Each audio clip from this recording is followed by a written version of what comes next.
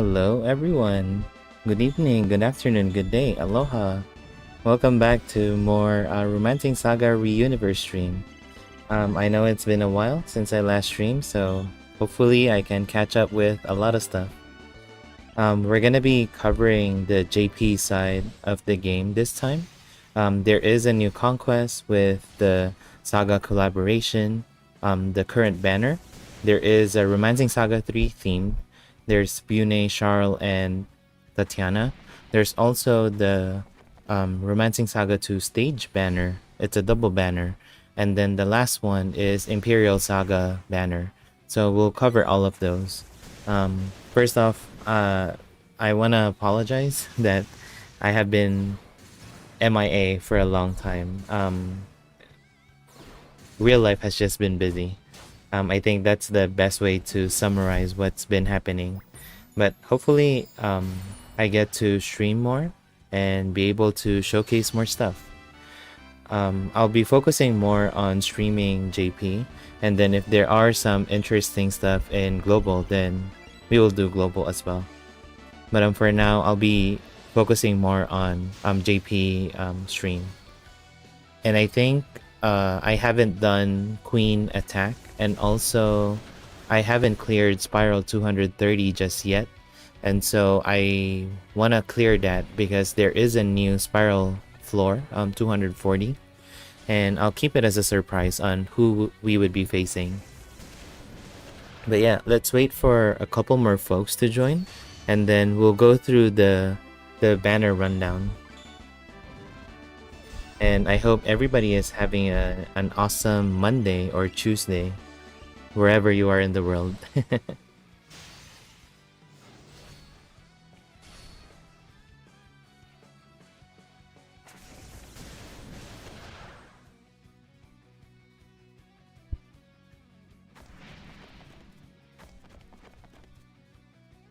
Alright, we'll do 2 more battles in this, and then regardless of who are tuning in, we're gonna start the banner rundown.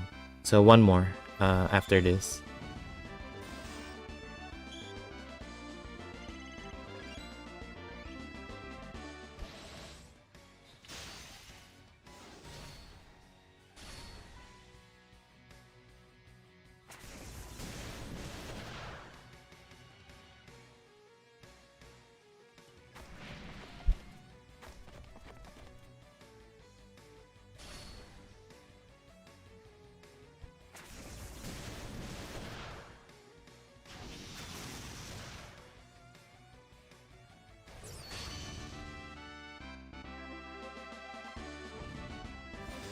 Okay, and then people will see how much progress I have helped in the JP Conquest. I apologize in advance to JP folks. I haven't been really doing Conquest. I have just been focusing more into doing the dailies. You know, in JP, you gotta do a daily 50 run on the free quest because you get that 2000% rate up for the treasure chest currency. And so that's what I've been doing so far. And yeah, I gotta do better in the Conquest. Alright, let's do the banner rundown first, starting from the most recent one all the way to the past one, I guess. Sorry. The most recent one is this. It's Bune, Tatiana, and Charles. So up front, I believe Bune is more of a support debuffer, Tatiana is a DPS, and Charles is somewhere in between. So Bune, for Bune, for Bune, there is Shade Ball, which is single target shadow and then moral down small effect to turn. And then there's this support that's a fast AoE and then gives attack boost, large effect to turn, and then defense boost, small effect to turn. And then it also cleanses all, not cleanse, but rather increase ailment resistance, large effect. And then last is single target, and then after the attack, you would buff everyone with endurance and will, medium effect, and then you give everyone BP +1. So Bune is pretty good, especially with skill number 3 or skill number 2, depending on what you need. If you have Shirei, you'll probably be doing skill number 2 and 3 on rotation, so that you have attack boost and defense boost, ailment resistance, and also be able to buff and give BP +1 to everyone. For ability, battle starts, BP +1, and then for every 4 turns, the following would trigger 3 times per battle. So by turn 12, you would have everything. So give everyone a heat up with extreme effect. So that's 30%. Yeah, 30%. And then there's also AoE defense up, 10 medium effect. So that's 10% mitigate. So it's not additive for that one. And then lastly, there's turn end recover HP extra small that lasts for the entire battle. So in a way, they would have 3 times heat up, defense up, and then I would think this one would trigger 3 times, where everyone would have 3 extra small heal to themselves. And then next one is Chase Gust. So turn starts, buff everyone with agility and intelligence, medium effect, and then self BP +2. When doing a attack type of action, you would do slash gust, just like what second Liam has. So slash gust is defense down 1 turn. So defense down is defense weaken in JP. In global, it's defense down. And then lastly, the 30-30 attack and mitigate for staff for Bune. So yeah, lots of buff and debuff capability for Bune. So that's why with the recent Nurse Bune or the Dragon Lord Bune, that would kind of complete what she can help in a party. But she would most likely be buffing either this to keep on using endurance and will, or you can alternate with attack boost and defense boost included with ailment resistance. So let's check out the skill animation.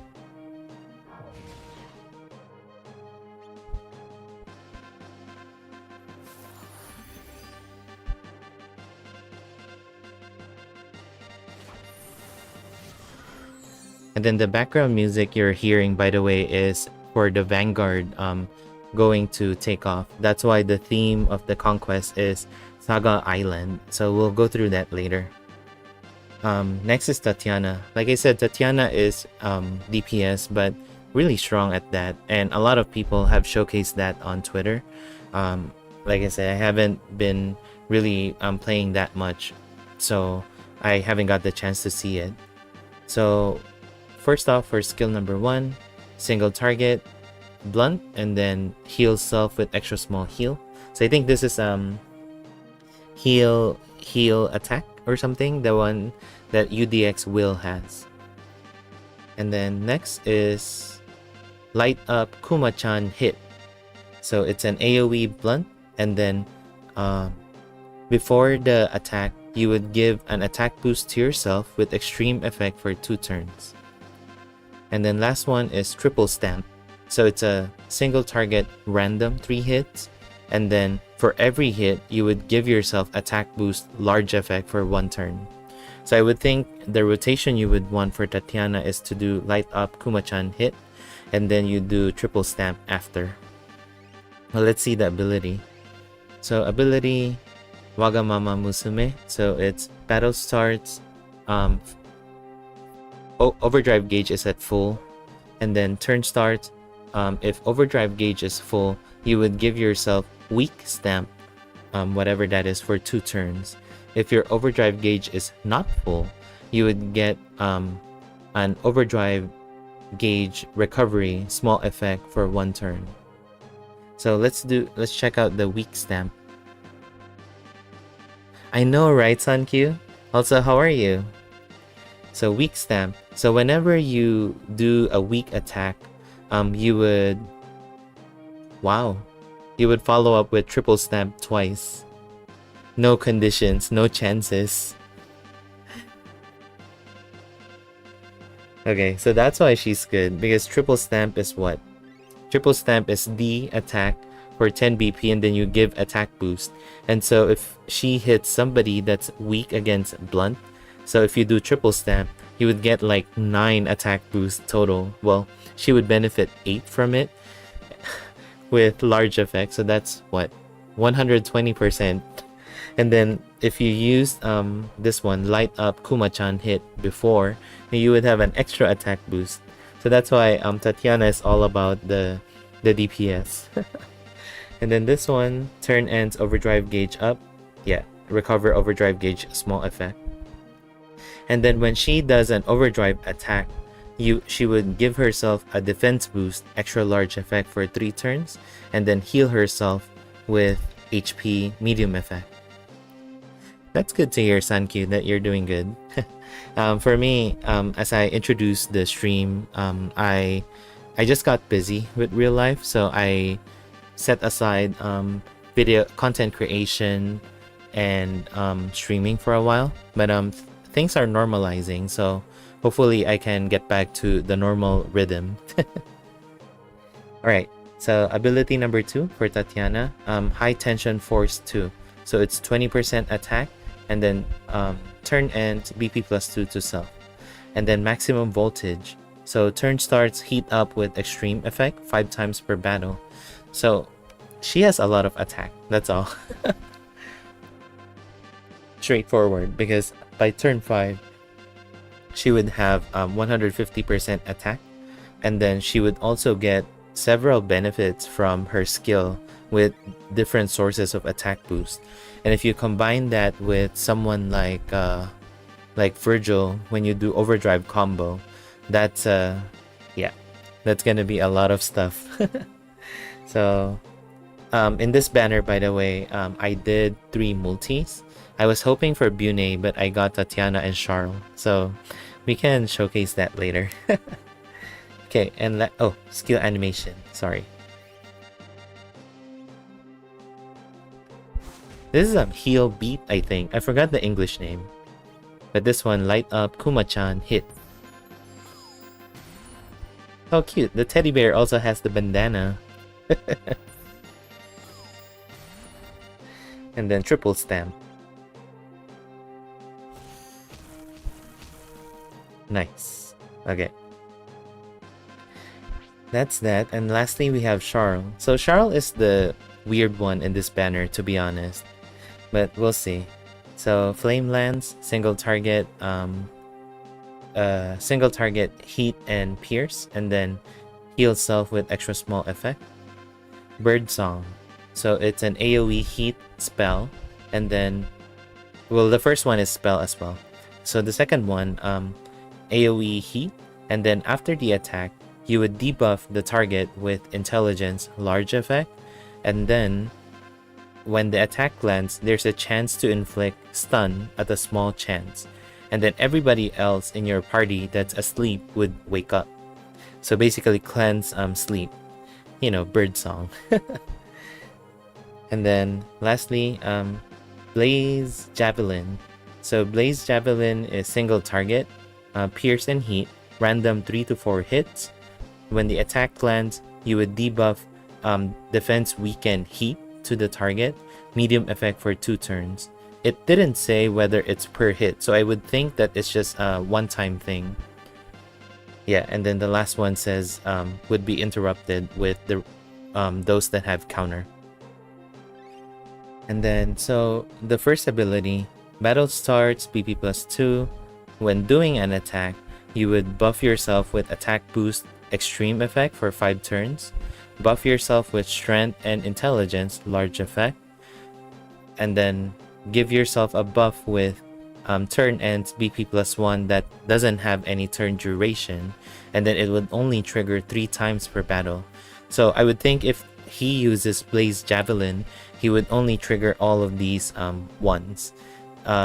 If you do the previous Charles that we have in Global, that would do 2 attacks, so that would trigger these abilities twice, if possible. And then the second one, when taking an attack, mitigate damage by 30%. And then at battle starts, give everyone this buff. So this buff, if everyone is at full HP, increase damage with 15%, mitigate damage with 10%, or 15% rather. And then when taking damage, you buff yourself with endurance and willpower. So you're kind of like giving the Mochi Mochi power from Golden Bomb to at an individual level in the party. So when they get hit, they would buff themselves with endurance and willpower. So that's pretty awesome. And then there's also that, oh, sorry, I misread the first one. So the first one, it's not at full HP, but rather if you're not at full HP, that's when this would trigger 15-15 for damage and mitigate.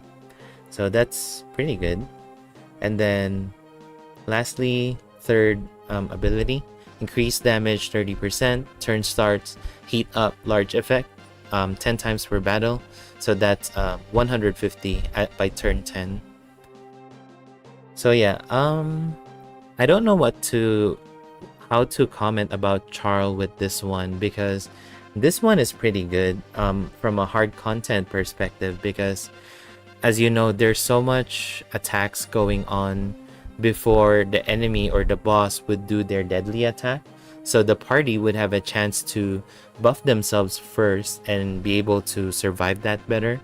But with what Charl can do, there's not really much that he can help with, unless you probably make him as a pseudo counter tank with what was that? Windmill plus.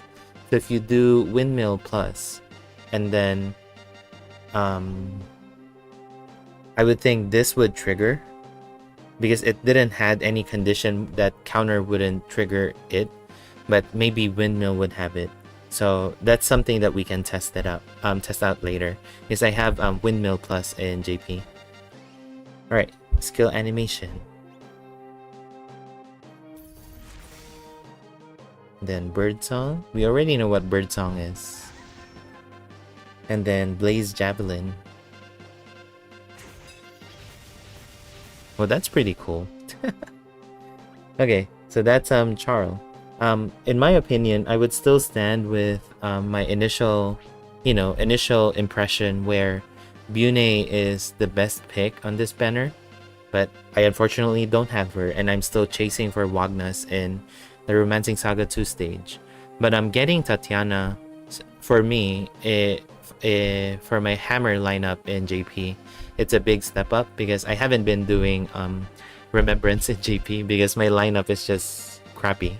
So but Tatiana would bring so much damage that it would help with I guess not only with the Lion Princess attack, but also with the recent Vampire Lady.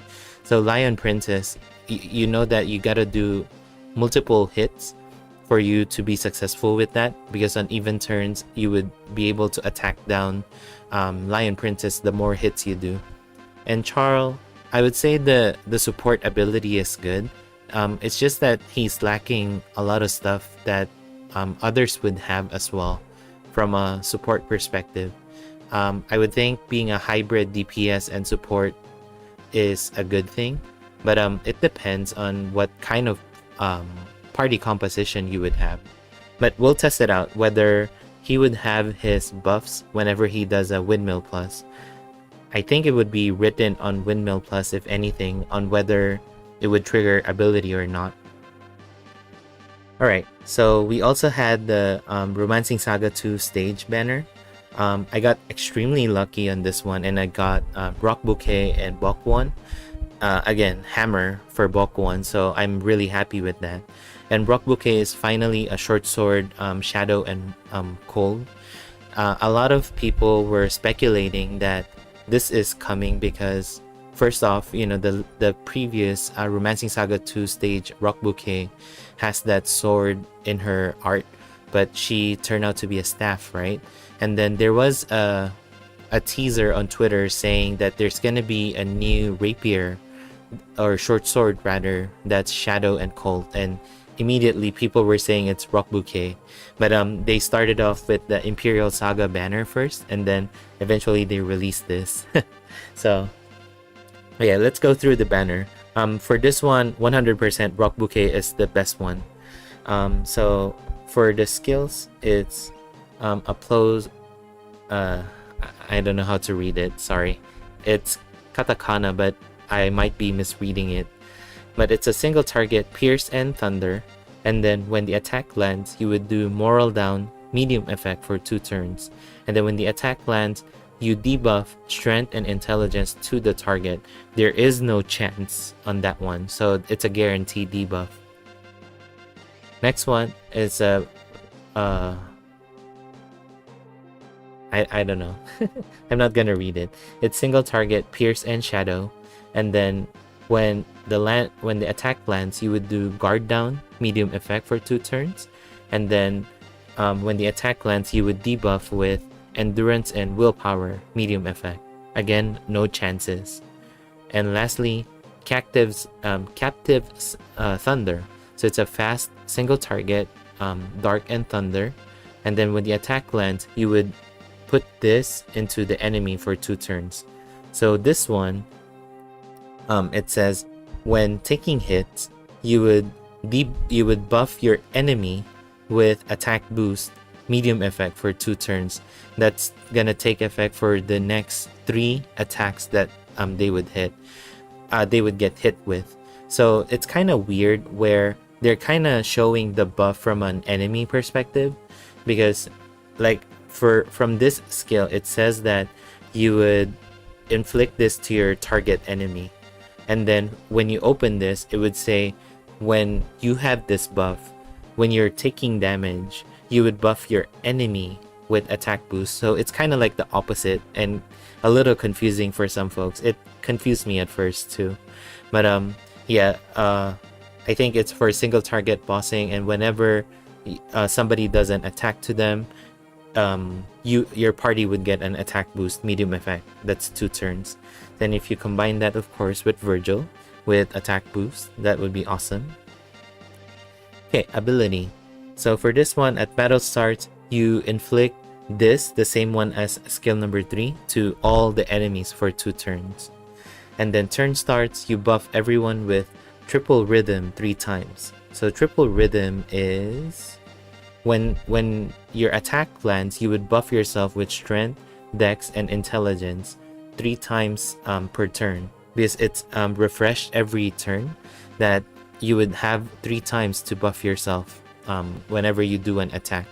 So in a way, Rock Bouquet kind of overpowered what Patrick can do, because Patrick, SaGa Soul Patrick, he is a tank, cover tank at that, and whenever he gets hit, the party would get buffed with strength, intelligence, and dexterity, from what I remember. So now everybody can buff themselves whenever they do an attack, so that's pretty good. And this also means that Rock Bouquet cannot die, or else you would lose this buff. So it's very different than what was that? Who was that again in Global, where he or she would buff the party as a permanent effect for the battle, and it Janitor Kuzinsi. So the skill number 3, it would be permanent for the battle. So even if Kuzinsi would die, everybody would still have that buff, and they would continue to benefit from that even if Kuzinsi is dead. For this one, because it's tied up to Rock Bouquet, kind of like Virgil and Aslana in a way, where they would give passive to the party, but it's tied up to that character, and it happens at turn start. So that's kind of the risk at that they can't die, or else you would lose the buff. So that's one thing to consider and differentiate those passive buff. And then the third line for first ability, at turn ends, you get overdrive gauge, medium effect. Hi, konnichiwa, Luna-san. Okay, so second ability for Rock Bouquet, when attack lands, you give yourself BP +2, and then you heal yourself with extra small heal. When you do an overdrive attack, you would do Captive Thunder, so skill number 3. And then when you do an attack type of command, you would have a 50% chance to follow up with Black Thunder from the SaGa collaboration style, and also Tri-Flower from the previous Romancing Saga 2 stage style, both at a 50% chance each. So you know how Joe would follow up with Spectacle Portal and Checkmate whenever doing an attack at 50% chance. So it's the same for Rock Bouquet. When she does an attack command, 50% chance for Black Thunder and Tri-Flower. Okay, and skill number 3, increase damage with 20%, mitigate damage with 30%. When resisting damage, mitigate damage further with I would say 40% for this one, if not 45%, because it's extreme effect.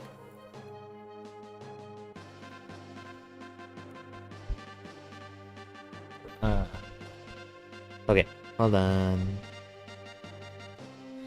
And then check out the skill animation. Anata Kidoku Mushikinchi. Oh,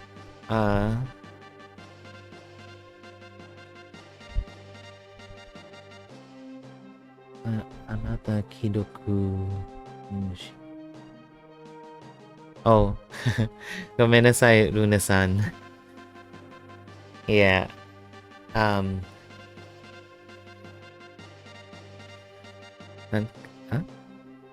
Nanka kate ni deta. Oh.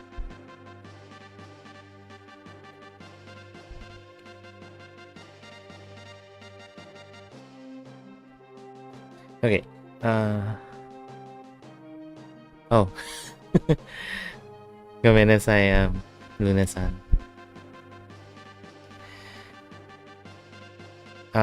I owe Luna-san an apology, actually, because I have been busy. That she was sending some messages and also the thumbnail that I was using, and I didn't get the chance to respond. So yeah, that's why that was the message that she has, but I don't know how to say it in Japanese. So that's why that's where I was struggling with.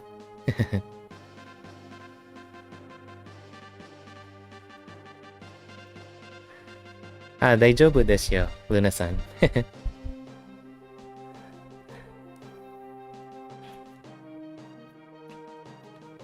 Anyway, so skill animation.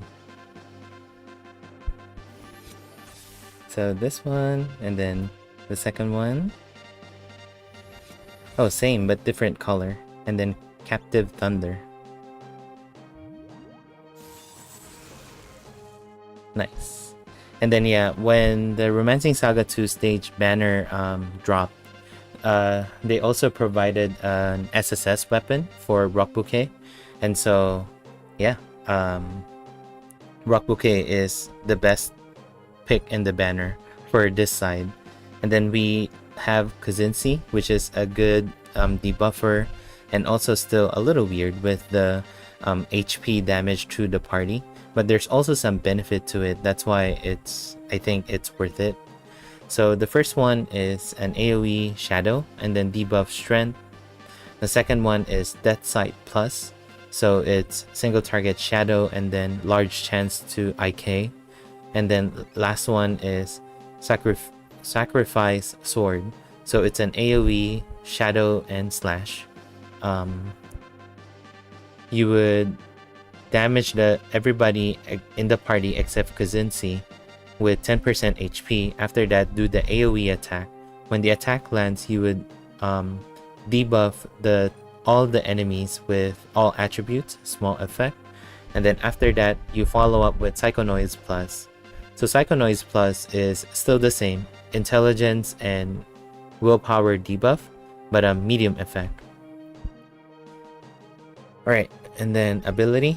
So ability for first one, turn starts stealth, medium effect for 1 turn. When attack lands, BP plus 2. a turn ends, for that turn, if you don't take any damage, you would heal yourself with small effect and give yourself BP plus 3. And then for the second ability, there is a 37% chance to go in a dodge stance for 1 turn, and then you would buff yourself with agility and intelligence for large effect. I would think the self buff is not tied up to the 37%. And then when you use sacrifice sword, you would also inflict attack down to the enemy, medium effect for 1 turn, and also you would buff yourself with heat up, extra large effect, so that's 20%, 3 times per battle.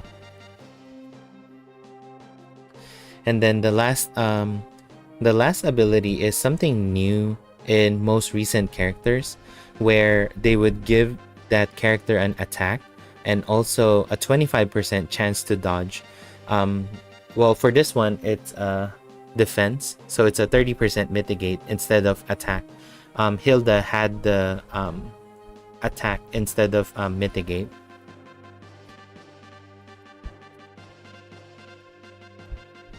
One moment, please.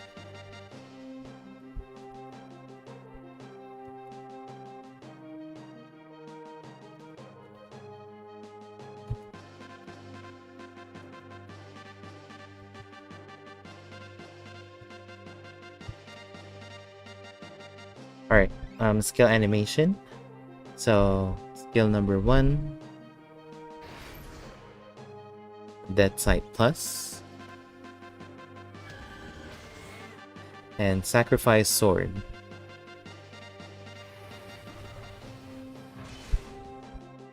And Psycho Noise Plus. That was awesome for Kazinsi. And also, because we had Ludwig in the previous banner, that we have an SSS Shadow Sword. So, Kazinsi is set for weapon. And then we have Duntarg. So Duntarg, oh yeah, I showed skill animation, sorry. So Duntarg. So Duntarg is, I think, DPS and farming. But I haven't really looked into it further. So first skill is a single target, Pierce and Blunt.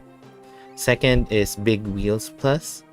And then the third one is a single target, Pierce and Heat, random 5 hits. So it's E damage for 5 hits, so 13 to 16 BP. For ability, battle starts, BP plus 3. Round starts, you would have a fast attribute to yourself for 1 turn. And then, so on the first attack, you would always have fast attribute. So kind of like, who was that? Great Sword Valor in Global. And then this one, critical enhance, 1 turn. So whenever you so critical enhance, any attack you do would deal critical attack to the target. So that's pretty good. You don't have to deal with the the different crafting weapons. Hello, Paolo. How are you? So second ability, when hitting the weak point, you would increase your damage with maximum effect. That's 40%. At round start, you would buff yourself with weak attack boost with extreme effect. So that's 30% for 1 turn. And then lastly, for ability number 3, when hitting an enemy weak point, you increase your damage with extreme effect, again another 40%. And then when doing a critical attack, you would increase your damage further with 20%.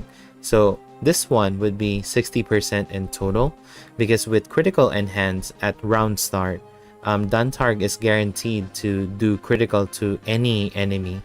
And then when he takes down an enemy, he would gain BP plus 10. I forgot to read this part. And then another 40% here, that when hitting enemy weak point. So that's a total of 100%.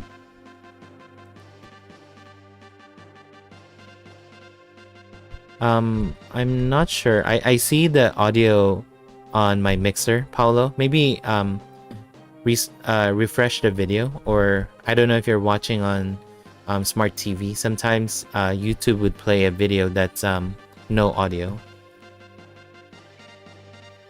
But I see the audio from here. Oh, thank you, Sankyu. Okay, so skill animation, and then big wheels plus. So I think this would be what Dantarg would do. Would be either big wheels plus for S damage, and then you would also have to deal with critical, and then or this one for single target, you know, nodes for pierce and heat. So that's pretty good overall. And then with 100% in total, so this one is 40, 20, so that's 60, and then this one you would have an attack boost of, I would think, 40 as well, 30, so that's 90, and then this one is 40, so that's 130, and then you would deal critical as well, so you gotta factor that into your overall damage. And then on top of that, you would have fast as well. So pretty good farming overall for Dantarg. And then with Dantarg being focused on with Dantarg focused on farming, Bokuon is focused on debuffer.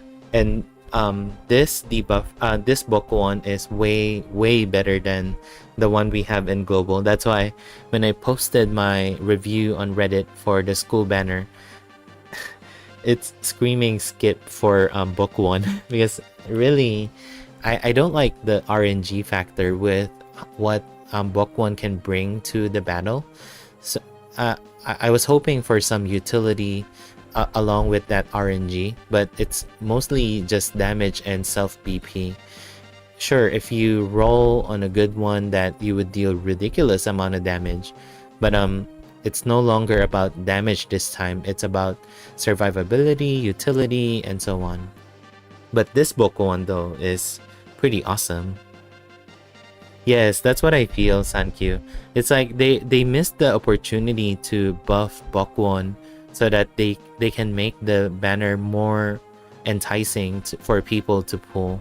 Especially if they get Bokuon, it may be a source of some folks to, you know, be upset that they get the, you know, the kind of like an afterthought character in that banner. So yeah. So for Bokuon, he's all about debuffing, and also he has a passive that he gives to everyone, and that's the really good thing about him. So skill number 1, it's a single target. You debuff with agility, small effect, and this is where Bokuon would shine. Skill number 2, you can only use this one time per battle. It's a support, and it gives everyone the passive Enervate Agility and Enervate Intelligence. I'm not sure how much you guys still remember the old debuffing capability from Platinum Genie, where she has Enervate whatever, right? So it's the same thing. For this one, it's a 25% chance to debuff Agility and 25% chance to debuff Intelligence when your attack lands. In a way, I know 25% is not something wow, or like 37%, of course, but you know, having that capability is still good. But comparing him with, say, Paulus from the Romancing Saga 3 banner recently, I would think Paulus would still be good because Paulus guarantees the debuff depending on the type of attack that you do, whether it's direct or indirect, and you would benefit from both. Like say Joe is all about spell, and whenever she counters with headbutt, that counts as a direct attack, so she would benefit from Paulus's passive every turn starts. For Bokuon, it's all about the attack that you land and then rolling into that 25% chance. So I think if you need heavy debuffing, Bokuon and Paulus would be able to, I think, amputate an enemy, if anything, if the gimmick for that battle is debuffing, just like a water dragon. So yeah, This is why I was happy with getting Bokuon. And then Gravity Zone. So Gravity Zone is single target, and then when the attack lands, you cleanse enemy agility and intelligence buff, and then you debuff them with agility and intelligence. So this is kind of like Matcha, Finale Matcha in a way. So Finale Matcha has the 8 BP where she cleanses intelligence and debuffs intelligence, and also a separate skill to debuff to cleanse agility and debuff agility on the same skill. And then she also has a 50% chance to go on countdown, so that the following turn she can do Elemental Comet, which does exactly like this, where it would cleanse enemy agility and intelligence and debuff agility and intelligence. So that's why I would think, I mean, with Global having SaGa Rock Bouquet, that intelligence cleanse and intelligence debuff capability, and AoE at that, I don't see that much value from Finale Matcha, but it's still not too bad to get her when her banner drops. But unfortunately, her banner is on the weaker side because she is with Orlet, I think. And if Orlet is released in Global as a vanilla Orlet from JP, I would say that banner could be something skippable. If I don't remember whether Goddess is in that banner as well, because I clearly remember the scene, so I can't really show it to you because it's gonna be a little spoiler for the finale. But if Goddess is in that banner, then probably Goddess is someone you would want to pull. But again, overall, I think it would be a safe skip if Orlet is unchanged and Matcha is unchanged. Yeah, Orlet is pretty cool. I think she is a standalone if you pull for her summer style. I mean, she doesn't really benefit much from her bow style. If anything, she can benefit from is skill number 3, which may be a fast skill, but you would want her to, for summer style, to keep on using Flame Hammer Plus, so you can keep on debuffing and also inflict that curse on the enemy. So that's, yeah, I am really eyeing for Summer Orlet, but the true form Orlet, I'm not really a fan. I would think, and devs global, if you're listening, we might need to have some buffs for Orlet. I mean, I feel that for some of my streams, I feel some of the devs are listening, because a lot of the comments and the stuff I point out with why this character is lacking in certain aspect, it gets fixed when they get released in global. It's so funny. I'm not saying that everything I say is correct, but there were some where, hey, this is what I said.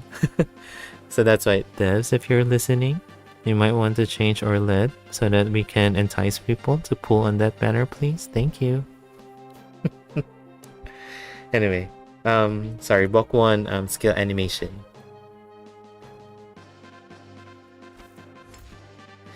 Hey Rydia, how are you?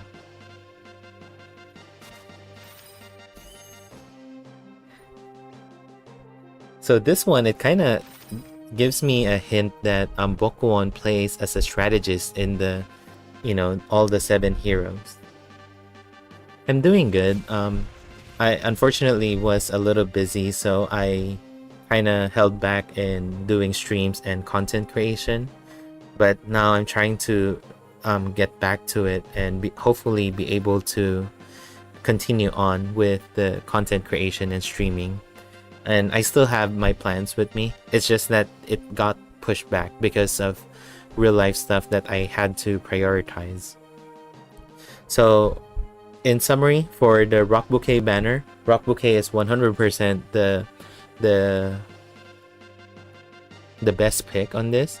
If you still are lacking on certain farmers, then Dontarg is a good pick as well.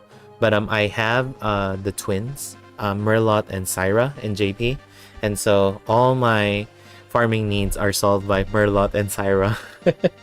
Everything that Merlot and Syra can do, or actually most of what most farmers can do, Merlot and Syra can do as well.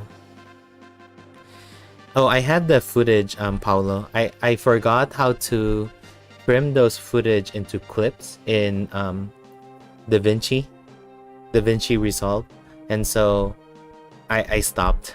But I have the plans, I have the idea, I have the timestamps. I just gotta try again and remember how to do the clips again.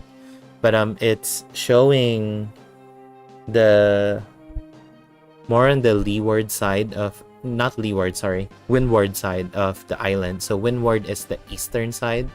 I showed sunrise, and then we drove up going north shore via the windward side, and then the different stops, and finish it off with some awesome shave ice. So hopefully I get to publish it by end of month at the latest.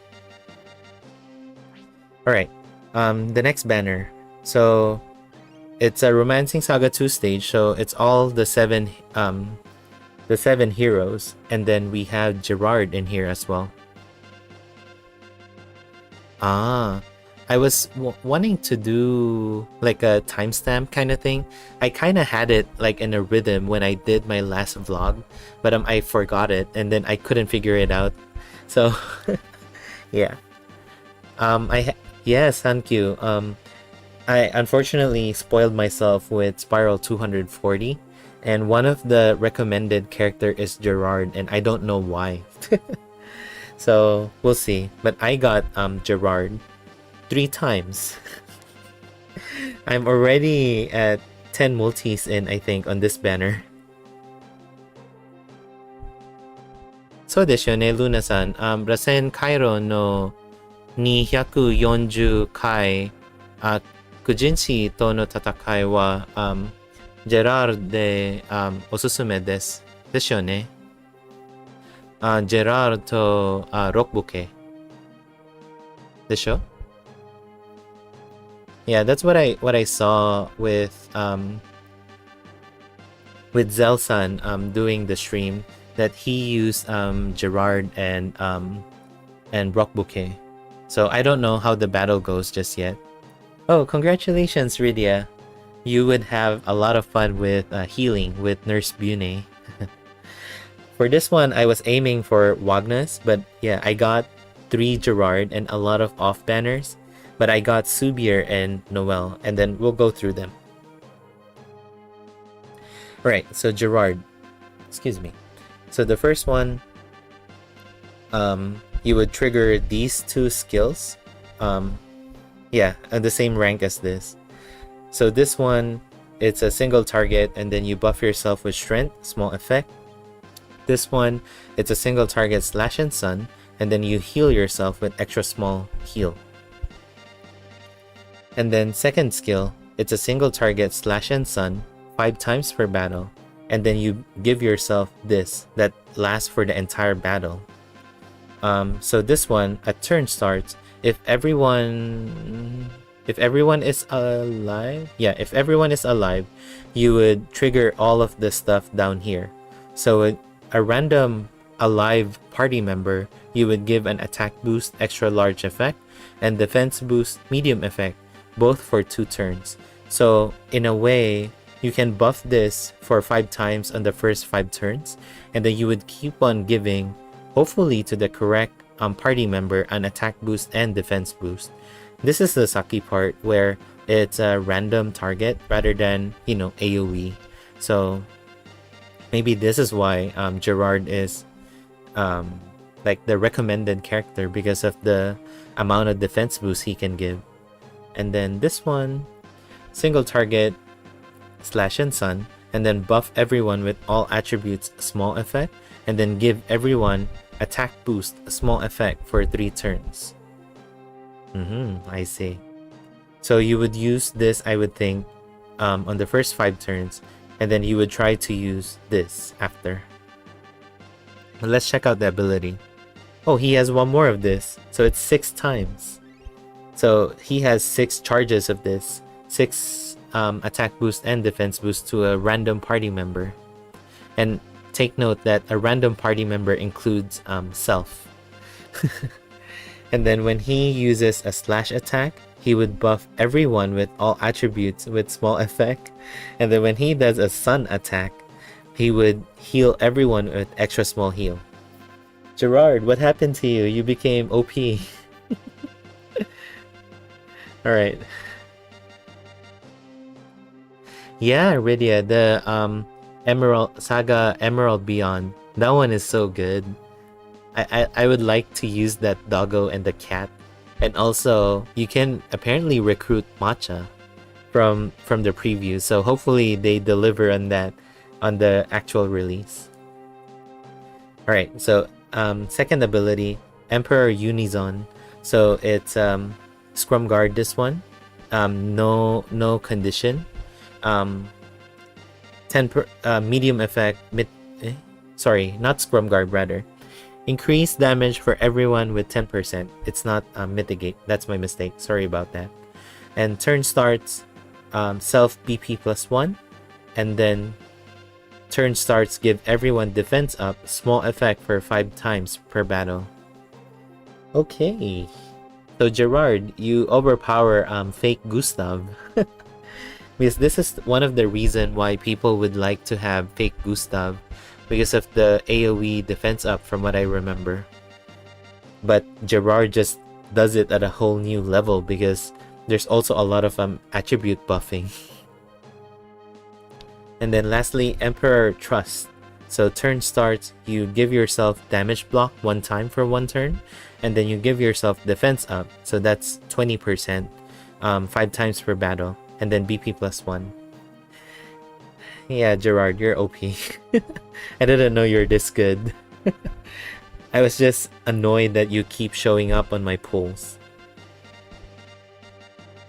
Okay, so Wagner's. Oh, wait, skill animation.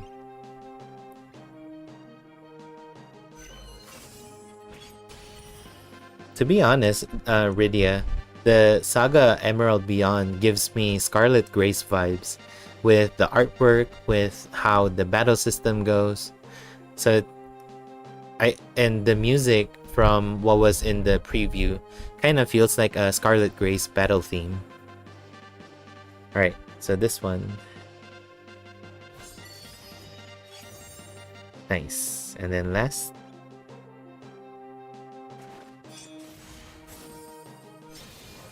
Nice.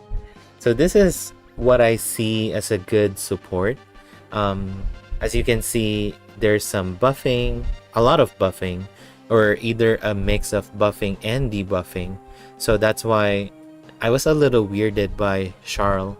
Even though the passive that he gives to the party is valuable, it's not enough for him to be in the party. You know, Virgil can give some passive with healing and buffing at an individual level, but there is a condition for combo and overdrive combo. But he also gives BP battery to the party, BP +1, and so that's why I feel that's at least enough for Charles. If we can take advantage of windmill, and the passive that he gets whenever he does an attack, then I think that's where the redemption would go for Charles to be a good character. Alright, Wagner's. So Wagner's, from what I remember, continues to help with overdrive strategy. So skill number 1, Trio Flame Plus, single target heat, and then buff everyone with intelligence, small effect. Dual color butterfly. I don't know how to read it. Single target heat, and then you can only use that 3 times per battle, and then you buff yourself with this, and it lasts for the entire battle.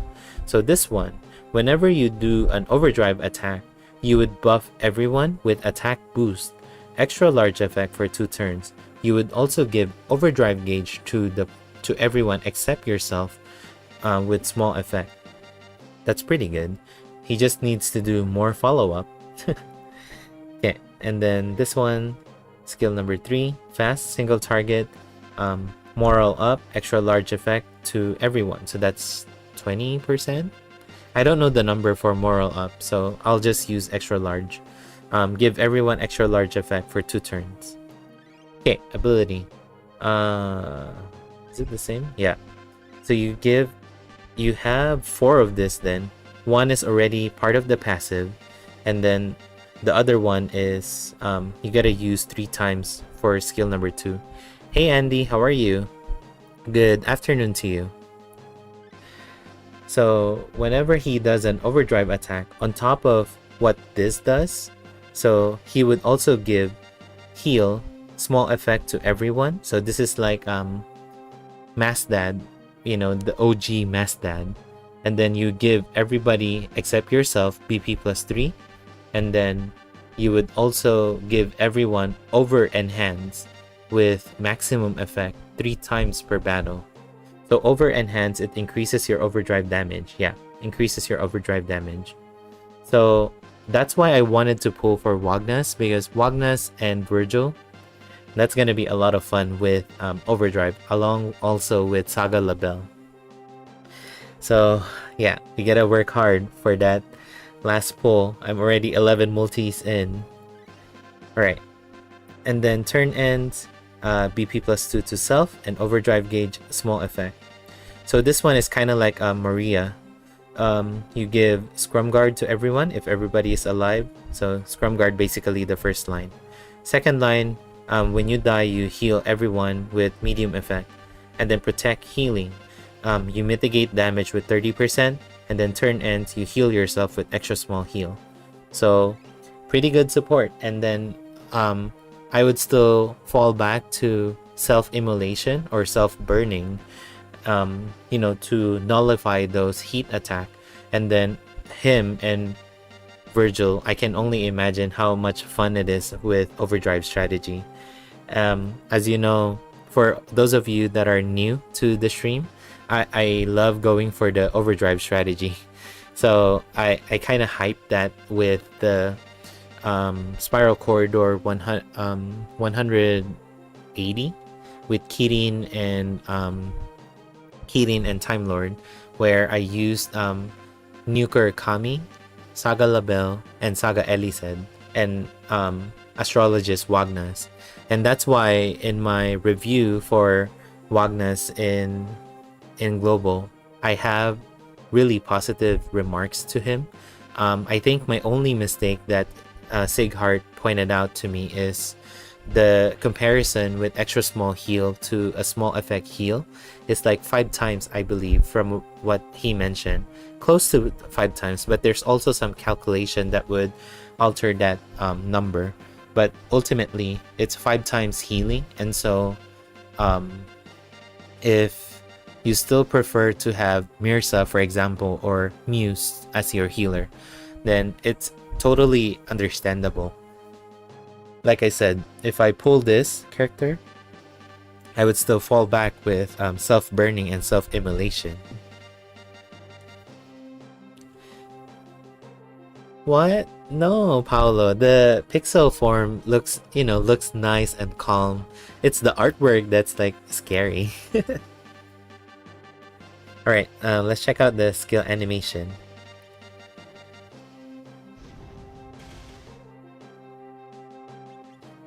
Dual colored butterfly. Nice. And then butterfly dance. Yeah, so it would say illusion fire illusion flame. Sorry, it's my Chinese that allows me to read this. But the first character is illusion, and then the second one is butterfly, and then the third one is flame, and then the fourth one is dance. So I don't know how to read them in kanji, so I only understood it because I know the Chinese character. Even for this one, the first character means number 2, the second character means color, and then the third character means butterfly. Anyway, so that's Wagnas. And then Noel. Noel, I just recently got today. I haven't read really what Noel does, So we'll see. Skill number 1, single target slash and heat, and then when after the attack, you would heal yourself with extra small heal and guard up small effect for 2 turns. Skill number 2, you would give this to yourself for 2 turns. So this one, a turn ends, you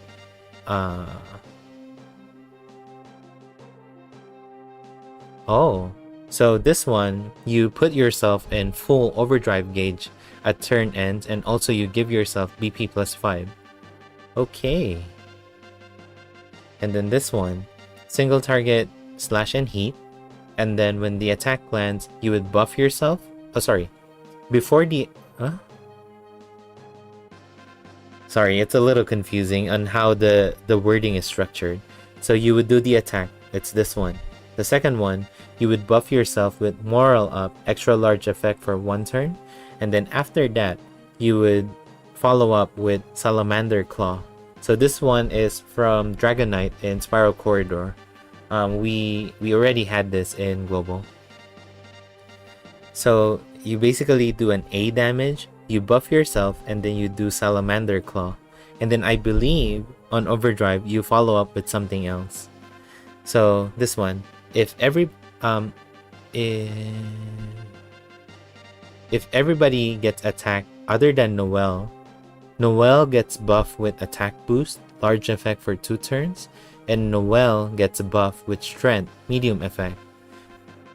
And then this one, so when Noelle is taking damage, he would buff everybody else with this. So this one, on overdrive attack, they would heal themselves with extra small heal. So basically, Noelle took over Astrologist Wagner's with the condition that Noelle has to take damage first, and then he would buff everybody else with this. And then at the same time, if other party members gets attacked, that Noelle gets to benefit from it with more attack boost and strength buff. Second ability, turn ends BP plus 2. When doing an attack type of command, you would follow up with this. It's a single target slash and heat. When the attack lands, you would debuff the enemy with strength, large effect. And then when you do an overdrive attack, you would follow up with Salamander Claw. So I would think if you use skill number 3, you would do this. You would buff yourself with Moral Up. You would follow up with Salamander Claw. And then you would do this. And then you would follow up with Salamander Claw. So that's 4 attacks in total. We can check it out later with Noelle. I was able to get him. And then the 30-30 for Great Sword, attack and defense mitigate. Yeah, so don't be surprised with the amount of attacks that characters can do now in JP. It has become a standard where they would do 2 to 3 attacks at, for each turn. So that's super normal. That's pretty cool. Okay, we'll check that out more later. And Subir and Wagner's are the ones that I targeted with. So Subir is kind of like SaGa Re in a way, where you kind of pile up those overdrive follow-up, and then on overdrive, of course, you fire it, and then you rinse and repeat. So let's check out the skills and abilities. So skill number 1, it's a fast, and then guard up to self, large effect, and then attack boost cold element, extra large effect for 2 turns, and then BP plus 2. So I think this is... what was that? This is from Fornius. If Angelo is here, he would know what that skill is. It's from Prime Pump, from the True Form Fornius. The skill number 1. This should be Prime Pump Plus. We'll check that out later, but I'm pretty sure it's Prime Pump. And then second one is Tidal Spear. So Tidal Spear is single target, pierce and cold. And then after that, you buff yourself with this for 5 turns. It's 1 time. So this one, whenever you do an overdrive attack, you would follow up with this, which is his skill number 3. So you would buff yourself 4 times with this, and then on the 5th turn, I think that's when you would want to fire your overdrive attacks, and since that's where you would have most of the stack for this attack. But we'll check out skill number 3 after. So skill number 3, single target, pierce and cold, and then before doing the attack, you buff yourself with pierce and cold attack boost, large effect for 1 turn, and then after that you do the attack. So this is kind of like finale style Subir, where instead of buffing yourself, you would debuff the target with pierce and cold defense down before doing the attack. But this one, because you can stack with this, you would be able to do 6 of this, I think. No, 5. So you do 1 and then 4 from the follow-up with this. And then ability. So when you do an overdrive attack, you buff yourself with over enhance. So that increases overdrive attack. It's extreme effect, so that's 30%, 4 times only per battle. And then it's a permanent buff to you. And then turn end, you give yourself overdrive gauge, medium effect, and then BP +1 to self. Second ability is drive voltage. It turn starts, you buff yourself with over enhance, again overdrive attack, with extreme effect 5 times per battle, and then turn ends BP +1. And then lastly, this is the new ability that Yukata Virgil has, overprotect high tension. So it has the 20-30, 20% attack up, 30% damage mitigate, and then when you do a combo or overdrive combo, you increase your damage further with 30%. So this is the new thing. Okay, let's check out the skill animation. I love the art, by the way, for Subir and the pixel art. So yeah, I feel that's prime pump. We'll check Forneus because I have that style in JP. Tidal spear, and then this one.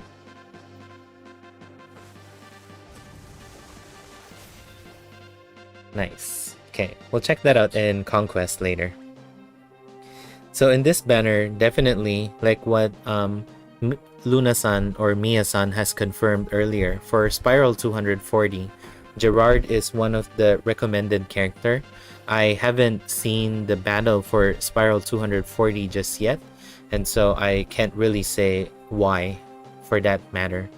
But definitely Gerard, and for my personal opinion, Wagnas and Subir, but mainly Wagnas because there could be somebody else better for DPS than Subir. I don't know. Well, because how can I say it? So there is a Romancing Saga 2 plot in the finale style that I can't spoil, but it's in Subir's ability that you would know why.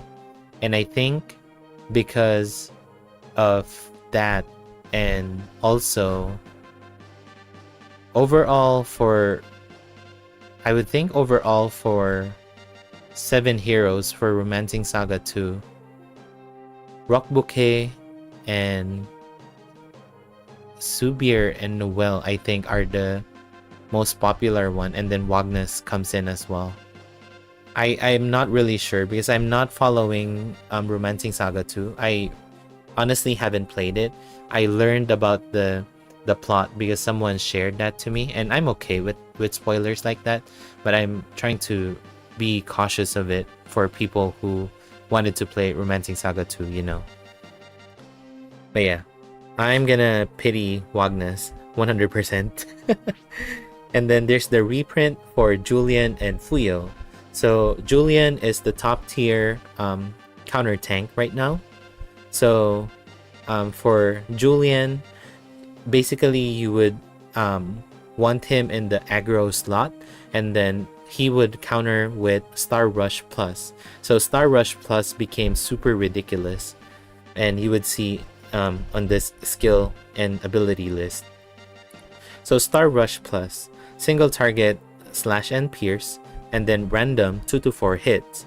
For every attack, you would buff yourself with all attributes small effect. Sorry, I'm stuttering. For every hit, rather, there's a small chance, this one right here, to buff yourself with all attributes with small effect. And this is the part where Julian becomes really strong, where he would be able to self-sustain himself with buffs, and at the same time I think he has some healing in himself too. And then whenever he does an attack, there is an ability where he buffs the party, and so that's why he's the top tier counter tank right now in JP. Alright, Starry Strike. So it's a single target, slash and pierce, and then after the attack, you buff yourself with turn ends HP recovery. Extra small heal for 5 turns. Purple haired girl. This one? Crazy scaling DPS. Oh, Kihachi. Is that the one? I'll show you my guess later, but I'll run through this banner first, and then we'll go to the Imperial Saga. So Star Rush Plus, 2 to 4 hits, single target random, and then for every attack there is a small chance, which I believe is a 10% chance to buff yourself with all attributes of small effect. And then Starry Strike, single target, slash and pierce, and then you buff yourself with turn ends HP recovery, extra small for 5 turns. And then Star Revelation. It's an AoE slash. You can use that one time per battle, and then you give yourself defense up extra large, so that's 30%. Right, ability number 1, formal form. Battle starts, you give yourself formal stand that lasts for the entire battle, and then you give yourself BP plus 3. So formal stance is you put yourself in a taunt stance, small effect for 2 turns, and then you give everybody else stealth, small effect for 2 turns. And then when you get direct attack, you would mitigate that attack, and then you counter with Star Rush Plus. And then whenever you take damage, you get BP plus 1. Ability number 2. So whenever you're attacking, you give yourself defense boost, medium effect for 2 turns. You give everybody else endurance buff, medium effect. When you are taking damage, you give yourself attack boost, large effect for 2 turns, and you buff everybody else with strength, medium effect.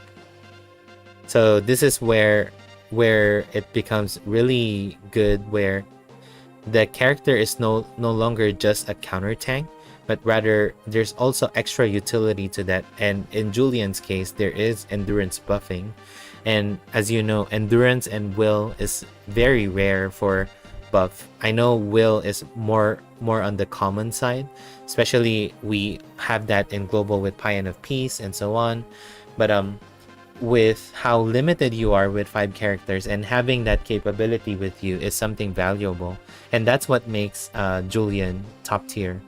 Other than being a counter tank and self-sustain, he also gives buff to the party. And then if everybody is alive, you increase your damage with 30%, and then when you're taking a resist damage, you mitigate that damage with 40%.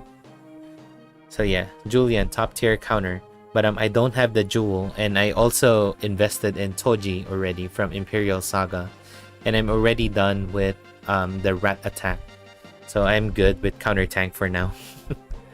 And then Fuyo is someone I would recommend once the SaGa collab hits global, because the SaGa collab has my favorite SaGa Elised, SaGa Labelle, and SaGa Fuyo. And then in that banner, there's also it's multiple banners, by the way. There's also Johan, Final Empress, who else? I forgot. And one of them is Fuyo. Oh, Elizabeth as well.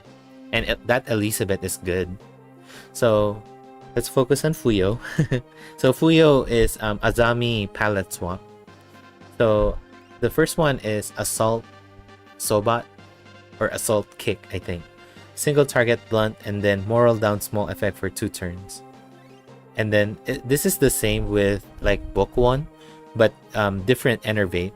But for Fuyo, you give the party enervate strength and dexterity. So for those of you who don't recall what enervate is, when your attack lands, there is a 25% chance to debuff the enemy attribute, specific one. So for Fuyo, she gives the party with strength and dex debuffing capability. And then the last one, you debuff the enemy further with strength and dex, and you also cleanse their strength and dex buff. So more on the offensive side that she is debuffing and cleansing. It's a little different than what Finale Matcha and the recent Bokuon can do, where they can cleanse and debuff agility and intelligence. Okay, ability. Block Force 2. Mitigate damage with 20%, and then turn ends BP plus 2. And then this one, you put yourself on a dodge stance for 1 time per turn starts for 1 turn, and then you buff yourself with strength and agility. And then maximum voltage. Turn starts heat up with extreme effect 5 times per battle. So yeah, Fuyo is pretty good if you need a debuffer, but if you already have Paulus and Bokwon, I don't think there's still a need for Fuyo. But in global, I highly recommend to pull for Fuyo because especially if you wanted to tackle some hard contents early. If not, just let it simmer for a while, like what I did with Spiral Corridor, and then wait for stronger characters and be able to tackle that in a different way. So usually for Kirin and Time Lord, you would have Maria, Finale Death, the Epilogue Liam, and I forgot the remaining 2. There's the quote-unquote template party, but I don't have all of those, so I had to wait. And so I ended up with the Overdrive strategy with Saga Labelle, Astrologist Wagnas, Saga Elised, and Nuker Kami. And then I also had, I forgot who my 5th party is, but Finale Matcha. And so that's how I fell in love with the Overdrive strategy. And whenever I have the chance to use it, I would always go for that strategy. Alright, skill animations. I'm sorry. Let's go with Julian first. So Star Rush, you already know. Ting, ting, ting, ting, ting. And then Starry Strike.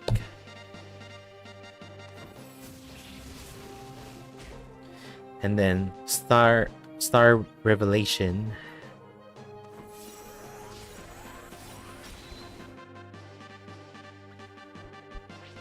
And if in case you don't know, all of Julian's skill is kind of tied up to one of the divine weapons in Romancing Saga 3. So it's kind of tied up to the 7-star sword. Okay, skill animation for Fuyo. Assault Sobat. And then this one.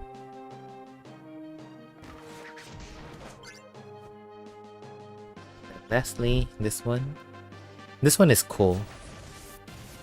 It's kind of like a pile driver in a way. The animation is just so cool. Alright, that's Julian and Fuyo. If you're new to JP, 100% guarantee pull for Julian. Yeah, Izuna drop. Exactly, thank you. So if you're new to JP, 100% pull for Julian. There's a lot of counter battles that you would be able to have fun with Julian. I ended up pulling for Toji in Imperial Saga. I didn't know that the reprint is coming. I wasn't paying attention in the announcement. Had I known, I would have went for Julian instead. And by the way, before I forget, so the new step up in JP goes like this. So in global, we have step 1, 1515, 1000, 1000, 1000, right? And then they added step 6 and 7, where step 6, 3,000 paid jewels, you have 1 SS guaranteed. So it could be an off banner for all you know. But if it's a 5 character, then there shouldn't be an off banner. And then step 7, another 3,000 paid jewel, you get a guaranteed pickup character. So any of the on banner characters. So for a reprint, it's just all the way to step 5, and then the step 5 is guaranteed one of the pickup character. The difference for JP and Global is for Global we have 3 rounds of step up from what I remember, and for JP there's only 1 round of step up. So if you unfortunately didn't get the characters that you wanted on the step up, then if you don't have any free jewels, then you're gonna be using your paid jewels to do the regular, the regular 3,000 multi. So that's one thing to consider when playing JP and Global. Alright, and now we move on to the oldest banner in here, which is the Imperial Saga. I should have covered this the last time, but yeah. So we have 2 banners. We have Sirius, Maka, and Shinon. And then the other one is Soltis, Pamela, and Toji. So let's go over Sirius first. Sirius's banner. And by the way, Sirius is a male character, which kind of looks like blue in a way. I was a little confused at first because the armor and the long hair, it kind of made me feel like Sirius is a female, like Final Empress, but he is a male, so I don't want to make that mistake. Skill number 1, single target slash, and then after the attack, you heal everyone with extra small heal. Second skill, it's a support, you buff everyone with guard up 3 turns. Third skill, it's a fast single target slash. It's a critical to demons and spirits, so all elemental spirits. And then when the attack lands, you would debuff with defense weaken and defense weaken magic for medium effect for 2 turns. And then ability, so the skill is kind of whatchamacallit, it's a little bland, but it's where the ability is where Sirius would shine. So for ability number 1, turn starts. Buff everyone with strength and intelligence, medium effect. You put yourself in a taunt stance, medium effect for 4 turns, and then BP plus 2 to self. All of that at turn starts.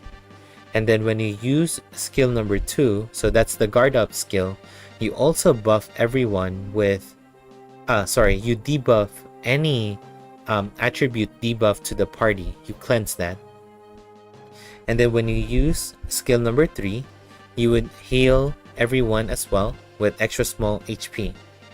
And then when you're taking damage, if it's a direct attack, you would counter with skill number 3, which is, the defense weaken and so on. See, I told you. Sirius's skill is a little bland, but with all the follow-ups, that's what makes Sirius really good. But I didn't get Sirius, I only got Maka. Alright, second ability. So when you use a physical skill, you buff everyone with strength, medium... You debuff enemy with strength, medium effect, if you use a physical skill. If you use a magic skill, you debuff enemy with intelligence, medium effect. If you get hit with a direct attack, you debuff the enemy with agility, and if you get hit with an indirect attack, you debuff the enemy with dexterity. So it's not a per hit, but it's a attack command. So if an attack is 3 hits, then it's only gonna proc 1 time. And then he has Iron Wall 7, which is 50%, I think, damage mitigate.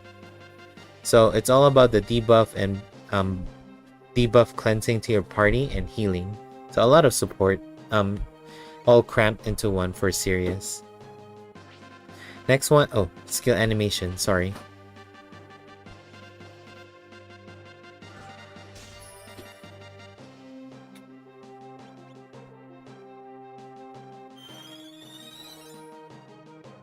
And then third one. The skill looks nice. Alright, we move on to Maka. So Maka is like Kihachi light in a way. That's how I can best explain it. So Kihachi has to hit the enemy weakness for her to do 24 hits attack in total. But for Maka, I think there is a chance in it. I forgot already. But let's read through the skills and abilities. Skill number 1. It's a single target slash. And then when the attack lands, you give yourself attack boost large effect for 2 turns. And then you buff yourself with strength small effect. Next one. Single target slash. And then critical to human. When the attack lands, you heal yourself with medium effect. And then when the attack lands, you give yourself attack boost large effect for 3 turns. And then last one. It's a single target, 3 hits. Taking note that it's not a random target. So if there's multiple enemies and you targeted one enemy, all of those 3 hits would land to that same target. Okay, ability. So when you do an attack, you get BP +1. When you do an attack action, you would follow up with skill number 1, which is, give yourself attack boost and strength. And then when you use skill number 1, you have a 37% chance to follow up with skill number 3. I don't think this is you use skill number 1, but rather the follow-up for this, after that 37% chance to follow up further with skill number 3. Let's test that out. I forgot whether it was skill number 1 is the trigger or the follow-up is the trigger. And then when you do skill number 3, you would buff everyone with all attributes. You buff yourself rather with all attributes extreme effect, and then you buff yourself attack boost extreme effect for 3 turns, and then defense boost large effect for 3 turns. And then the second ability, it's 20% attack and 25% chance to dodge, and then the 30-30 attack and mitigate. I forgot already for Maka. I think if I use this skill number 3, then I can buff myself with this, and then it would follow up with this, and I think after that it would follow up with this at a 37% chance. That's what I remember when I tested Maka. So we'll see if that's the case. Okay, skill animation. And then also, because these are Imperial Saga characters, they provided the S styles as a free login bonus.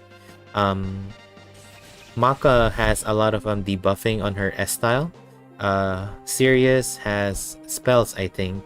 And then Shinon has a lot of healing and support. Alright, let's move on to Shinon, which is the Water Minstrel. So, skill number 1, single target pierce, and then buff yourself with Dex medium effect. Skill number 2 is a fast pierce and cold, and then before doing the attack, you debuff the enemy with echo noise for 1 turn. Echo noise is whenever the enemy gets hit with a pierce attack, they would debuff themselves with pierce, and then if the enemy gets hit with cold, they debuff themselves with cold defense boost down, defense weaken down, defense weaken. And then when they get hit with shadow, it's shadow defense weaken. All small effect and all for 1 turn. That's why it's fast. So Shinon would attack first, and then whoever else can attack further, like say, you know, Subir, then Subir would be able to take advantage of that. And then lastly, you can only use this one time per battle. You give everyone damage block 2 times, and it doesn't have a turn limit. Okay, ability. So when your attack lands, you give everybody except Shinon with healing, extra small heal. So you heal everybody except Shinon, extra small heal, and then you give yourself BP +1. When you do an overdrive attack, you inflict echo noise to everybody, to all enemies, for 1 turn. So second ability, turn starts. If everybody is alive, the following would be triggered at turn start. 1 random party member would have a damage block 2 times for 1 turn. 1 random party member would have an HP heal, medium effect, and 1 random party member would have a BP +3, and then protect healing. So mitigate 30%, and then turn ends extra small heal. So that's why Shinon is a little weird and a little niche in a way because of echo noise. So for echo noise, with Shinon using that on skill number 2, that would debuff the target with pierce and cold element, and because it's fast, that other party member would be able to benefit from it. And then on overdrive, so it would be double echo noise, so you know, further improving the party's damage, but it's very specific to pierce, cold, and shadow. I would love Shinon for, you know, just some fun DPS testing, but I didn't got Shinon, so it's fine. Okay, skill animation.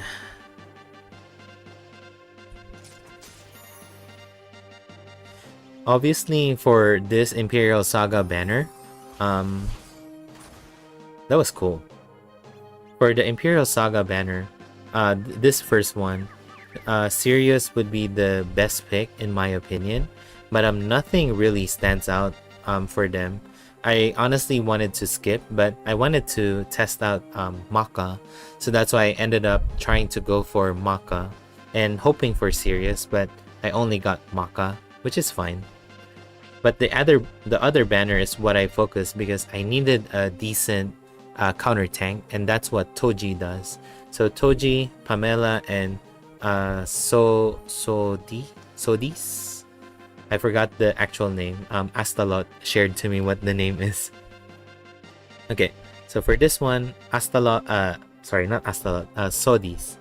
So skill number 1, you can only use that 1 time per battle. You buff yourself with this, and then you buff yourself with endurance, intelligence, and will, extra large effect.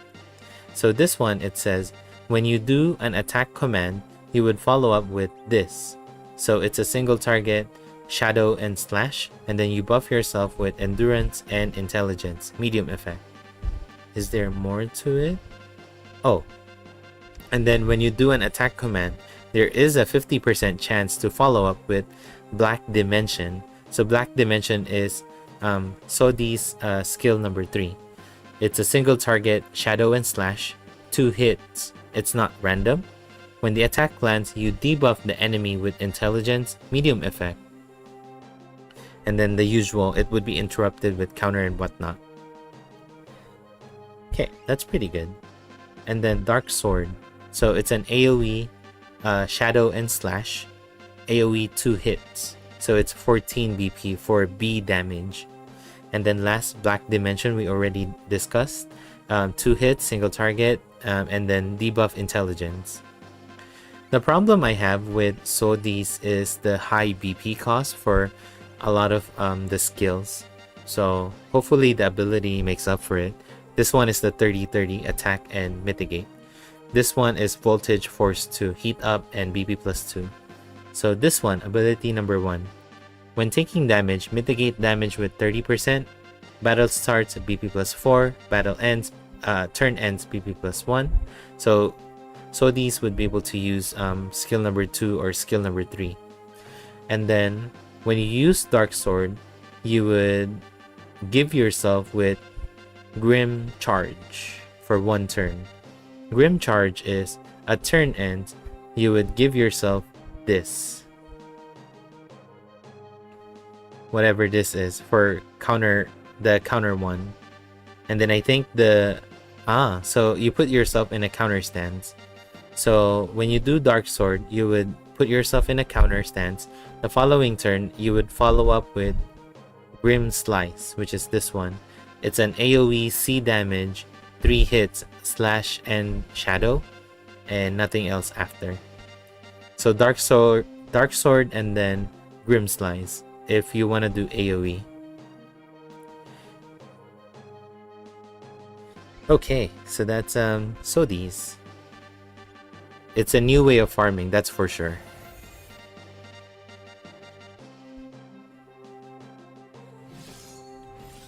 That's pretty cool.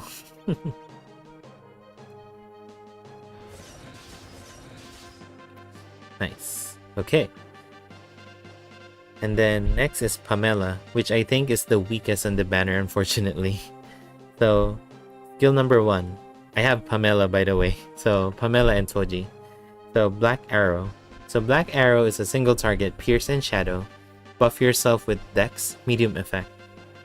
Rainbow Spread, we already have this with Beachside Label. And then lastly, it's a fast single target, Pierce and Shadow. It's a random 2 hits, but it's for 11 BP. Okay, ability. At battle starts, BP plus 2. At turn start, she would trigger all of these 10 times in a battle. So you would buff yourself with this. When you do an attack, you would follow up with more skill number 3. And then you would buff yourself with Pierce attack boost and then Shadow attack boost, extra large for 1 turn. So the more turns you have, the stronger Pamela gets with skill number 3. It just takes a long time for her to charge up her, this ability number 1. But by turn 10 though, that would be super strong. This is a 2-hit random. And Pierce and Shadow at that, so it's good element. And then at battle, so every 5 turns, so the following would get triggered. Give the party with Heat Up extra large effect, give the party Defense Up large effect, and then give the party BP plus 10. It only triggers 1 time per battle. And then turn ends, again another BP plus 2. And then 30-30 for bow, attack and mitigate. So this is skill number 3. Yep.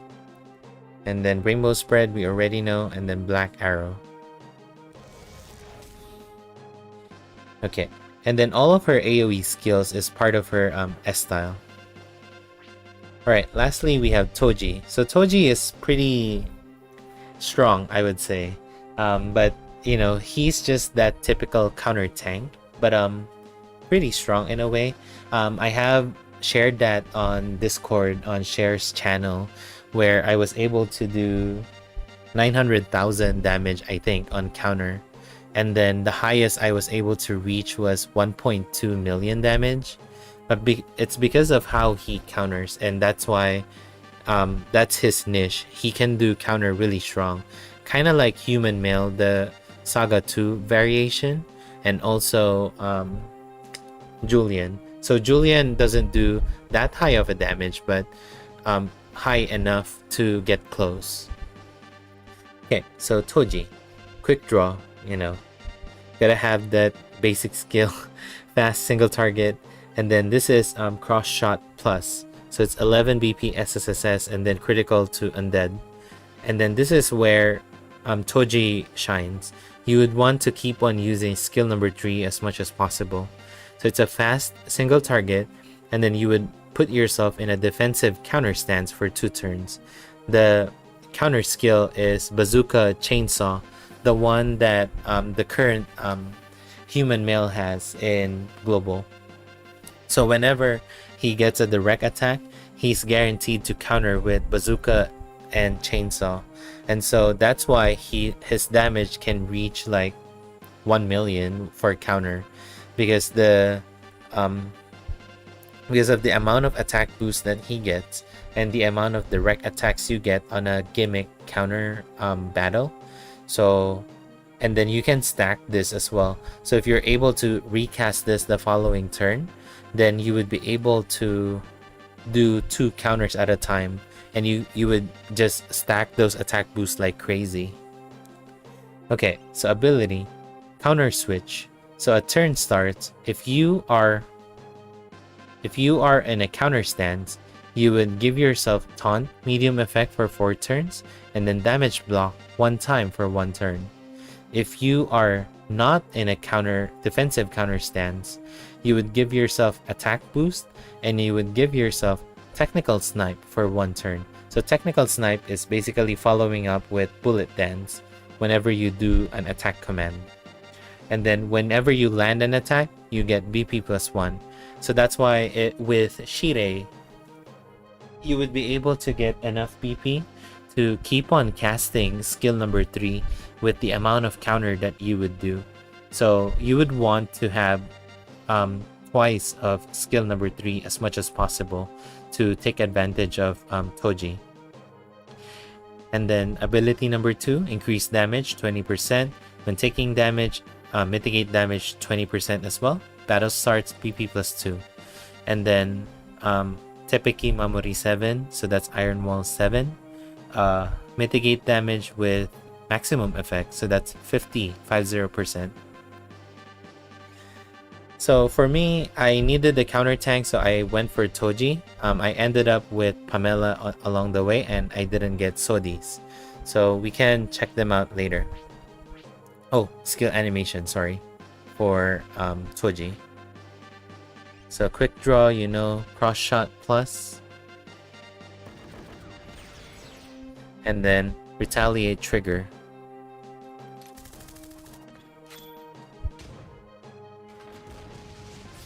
Yep, that's the one. Okay, so that's all the banner, and we covered it with 100 minutes into the stream. Sorry about that, I talk a lot. We already covered this before, so we're not gonna cover that again. There's also new spiral units. So we have Natalie from Romancing Saga 1. We have Nuage from Unlimited Saga. And then Deep 1, our favorite from Style XP Dungeon. So let's start off with Natalie. Romancing Saga 1 Natalie. That's the sprite. So the first skill is Turn Step. So it's AoE E damage. Next one is Lady Step. So it's a fast AoE, and then you inflict charm to the enemy, small chance for 4 turns, and then you buff everyone with moral up small effect and guard up small effect. And then last one is something Balan. It's a support AoE. You cleanse all ailments from the party, and then you buff everyone with willpower. So this is, I think, what Natalie would be able to help with the party if you're lacking certain buffers, especially martial arts at that. Alright, ability. Turn starts 25% chance. Give everyone BP +1. Oh, this is the same as Halloween, Apollo, and Muse. So 25% chance for BP +1 and defense boost, large effect for 1 turn. Turn ends, self BP +2, and then self heal, extra small heal. And then ability number 3, increase martial arts damage for everyone, small effect. Mitigate damage for everyone, small effect. And then for everyone that's equipped. Okay, I'm sorry. So the first line, there's no condition. Increase everybody's damage, small effect. The second line, mitigate damage, small effect as well, no condition. The third line, for your party that's equipped with martial arts, increase damage with 10%. So I had to be clear with that. Sorry about the mistake. Alright, skill animation. That's turn step, lady step. and then the ballad.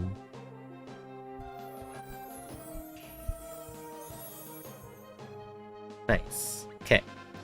And now we have Nuage. So Nuage is, I think, just a DPS from what I remember. So Insight Needle Plus. Single target pierce. When the attack lands, debuff Endurance, medium effect. Second skill is an AoE, pierce and slash. Third skill is an AoE pierce. Before doing the attack, you buff yourself with attack boost, a small effect for 3 turns. After that, do the AoE attack. When the attack lands, inflict IK for a small chance. Okay, so you are what's needed for who was that? Siegfried. Remembrance because of Spear IK. Because the main source for IK for Spear, I believe it was if not Iskandar, I think, from what I remember. If not, then you gotta go Peony. You gotta inherit the martial arts with the persona skill. And then, yeah, spatial persona. And so Nuage is now the AoE IK that you needed for Siegfried, which I haven't done for Spear. So now I got a pull for Nuage. I got Deep 1 only. I didn't get Natalie or Nuage. Okay, ability. Turn starts. 50% chance to attack boost self with extra large effect 3 turns, and then self BP plus 2. So it's all tied up to that 50% chance. Then second ability, increase damage 20%, battle starts BP plus 2. Third ability, increase damage with 20%, mitigate damage with 20%, battle starts BP plus 1. So all in all, he has BP plus 3 at battle starts. And it's mainly to do an 8-8 rotation, I think, with this or this. That's cool. Okay, let's check out the skill animation. We know the Insight Needle already.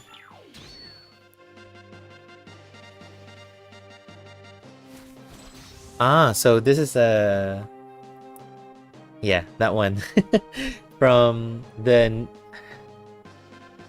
Primera, except it's wind element, so that's why it's slash.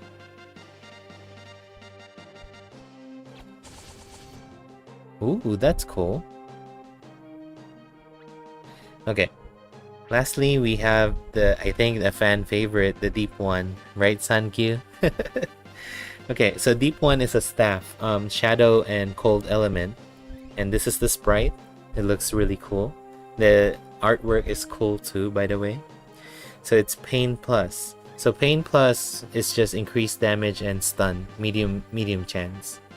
And then Poison Blow Plus, and then this one is something new. Tetra Tentacles.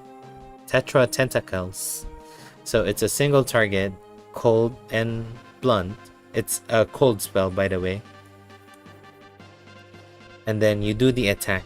When the attack lands, you would inflict poison and then debuff strength, endurance, dex, 1, 2, 3, 4, 5, 6, 7, 8.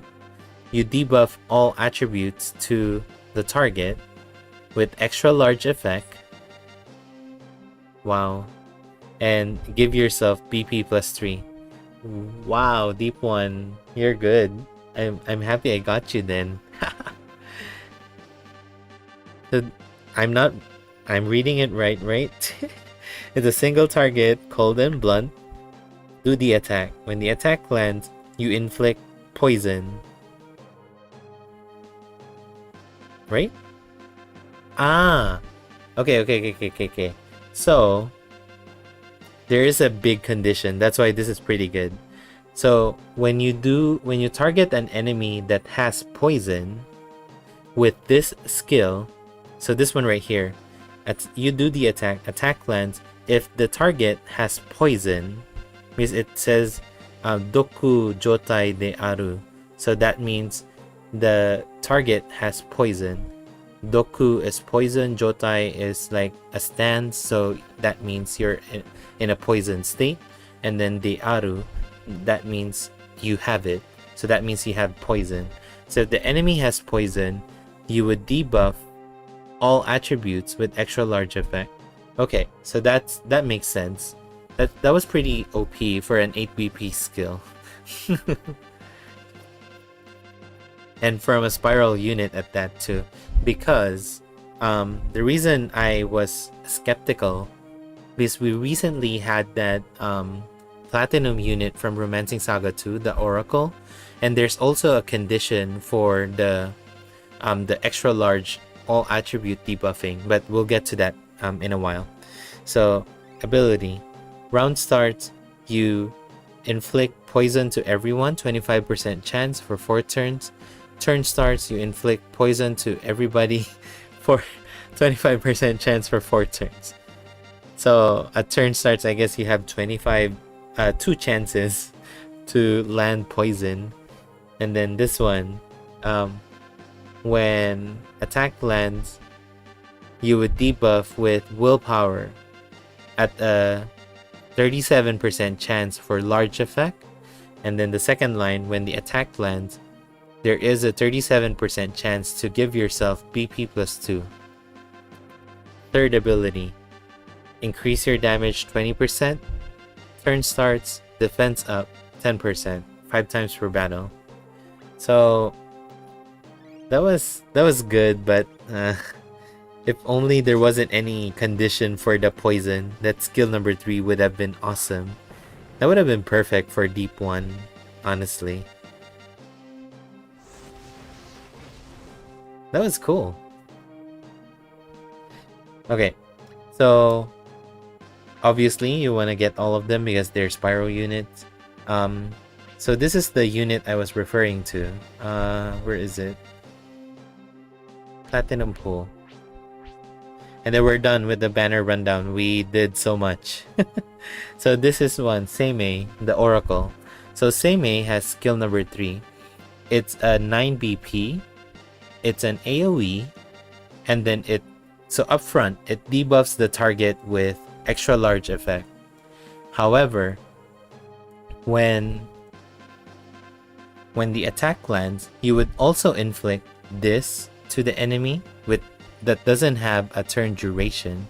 So what this does is, when the enemy does an attack, they would have a 25% chance to cleanse the debuff that you have inflicted.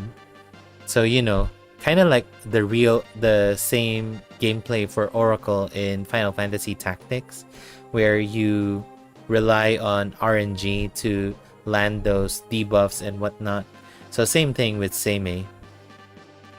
But the difference is, for Deep 1, the target has to be poison, and for Deep 1 to be able to do the extra large effect of all attribute debuff. For Seimei, when the attack lands up front, there is the debuff happening. However, if there is more other character that's debuffing as well, so you would be wasting their debuff if the enemy would cleanse with this. So yeah, I would still go for Seimei, but Deep 1 is just the hype character, kind of like Jewel Beast in a way. Oh, I think we have we have 300 jewels. Are you gonna come, Magnus, with single? I don't know. Oh, hi. You wanna say hi to everyone? My dog just woke up and kept licking me. Bowie wants to say hi to everyone. You have Uncle Paolo, Uncle Sankyu, and Uncle Andy as well. And Hokuto Master. Yeah, you have stinky breath though. Okay. I wonder if Deep 1 is fun at parties. Okay, so let's do one single and then let's play around with the characters in Conquest with whatever I got. Oh, nothing. Okay. Okay. How many more? 3 more multis. Then I get to pity Wagnes. Let's use group number 2. So let's play around with Subir, Charles, Tatiana, Gerard, and I guess Noel.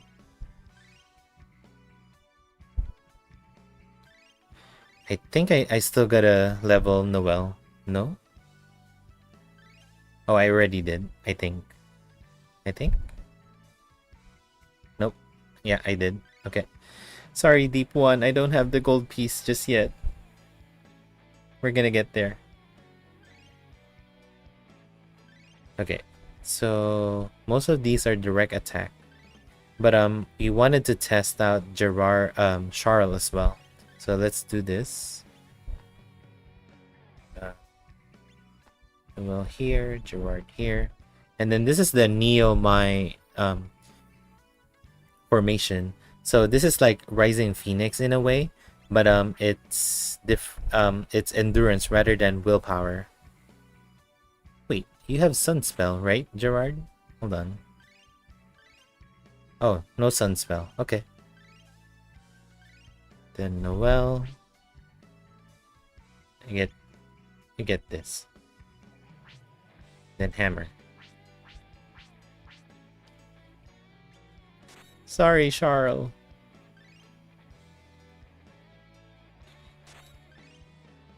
Okay. Let's upgrade some. I feel bad for Charles. No. I'm really conservative with upgrading stuff. That's why I only use what's given. And so I have like 30,000 of the currency.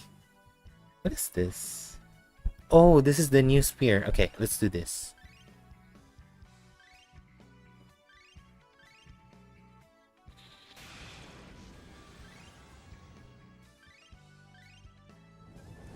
Okay, we have a new weapon for Charles.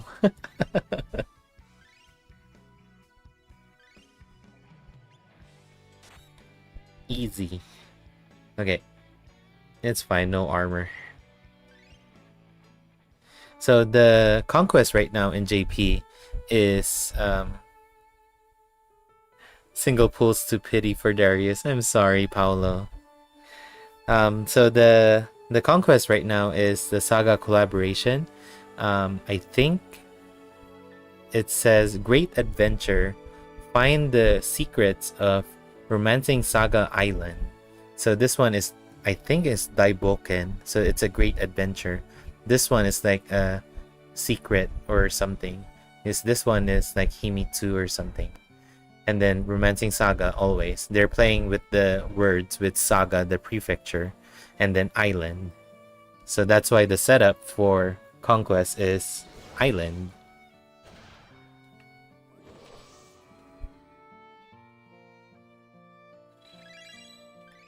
Yeah, so you're exploring around the different islands. I still haven't gotten the theme of it, or you know what the location is at. Because usually for a conquest like this, you would be able to tap on something, and then they would give you some information of what it is about. But here's the train that they introduced in the recent SaGa collaboration that we just had, and so yeah, that's still a thing here. But I don't know what these islands are, or where they are from, or you know what the main purpose is of that. I unfortunately haven't been to Japan, so I can't really say what they are. Okay, so let's test it out for Charles. Let's do windmill. Then let's... I didn't awaken any skill. It's okay. I haven't learned anything yet.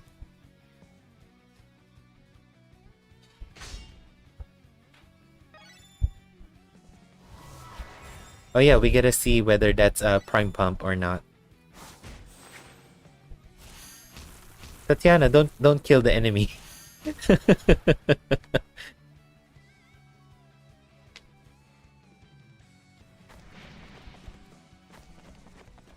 Are you also? Yeah. Okay, so Tatiana won't be able to kill this then, because it's not blunt.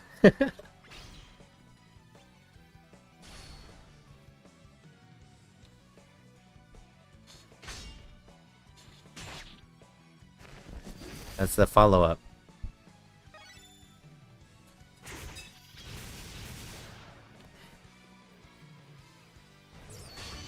Sorry. I'll do better. I still haven't learned the skills just yet too. Let's go on a multi-enemy so that we don't kill them fast.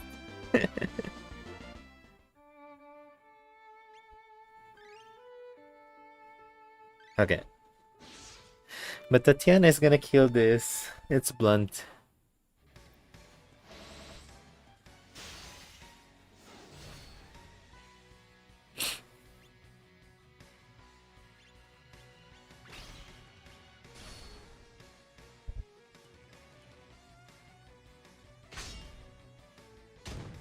Oh yeah, the enemies are dead. One more. Okay, good job, Tatiana.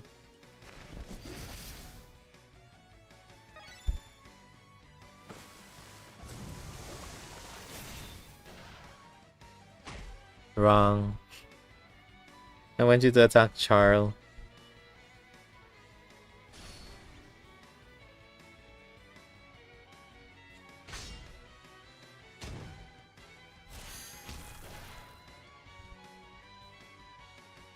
Now I understand why Tatiana is like really good damage. Okay, let's try again.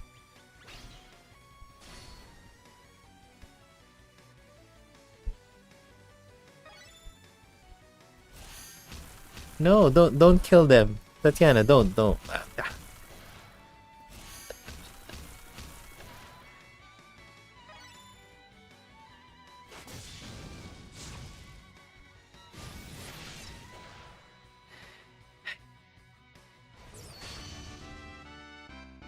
Sorry. Hey. We'll go on a non-blunt stage so that Tatiana doesn't go unga bunga with the enemies. Okay, this is slash, so Tatiana won't be doing that.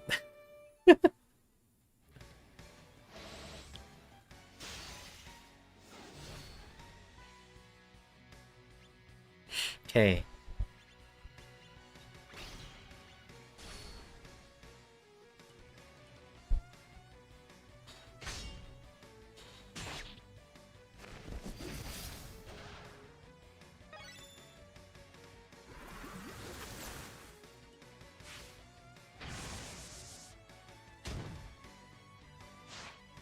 Perfect, thank you.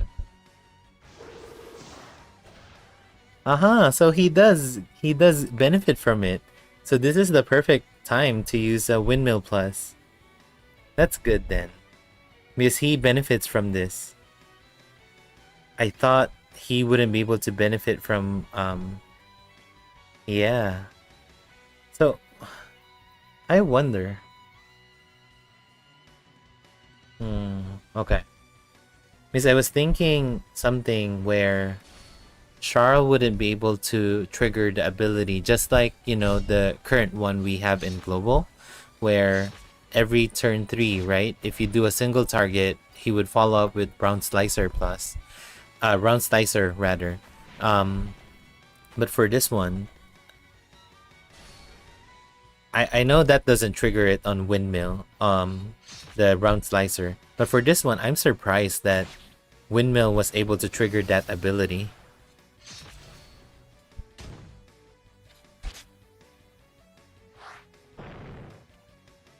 And then let's see for Subir. So Subir has 1 charge, so it should be 2 follow-ups. Oh, never mind.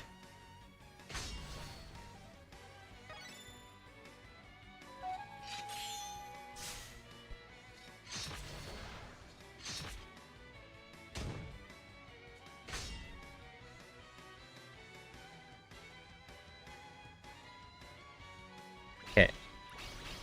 Let's do this. Hopefully you don't kill so that we can see the follow-up, Subir.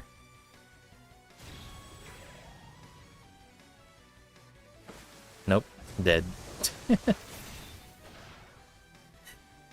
Okay. Let's go to the squid. I think the squid is a boss, so we should be able to see this better. Hi. I haven't thought this through rather, with how to demo the characters. Now let me awaken some skills. Sorry.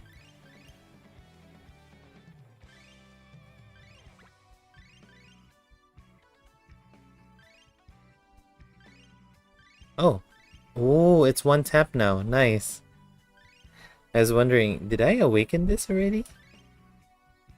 Look at that. One tap. I no longer have to tap like a, you know, do a lot of tappings.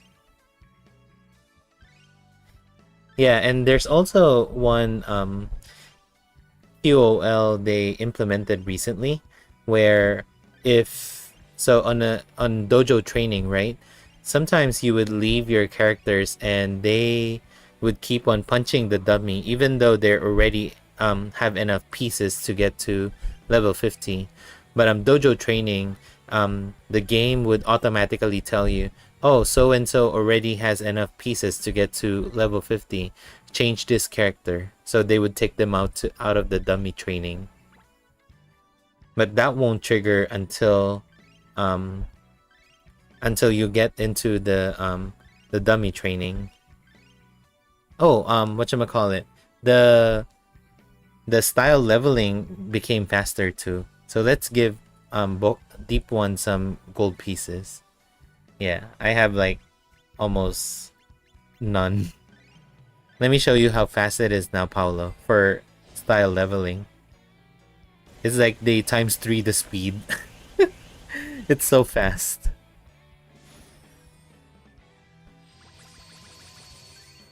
Anyway, so for dojo training, I'm not sure if but if someone is at gonna reach level 50 with the pieces they have, you would get a notification and they would get kicked out of the dojo training. Yeah, I know, right? Sankyu and Paulo. That was fast. No need for that, Paulo. Come on. Okay, let's go back. Let's go for the squid and hopefully we don't die. Dozy, your favorite line.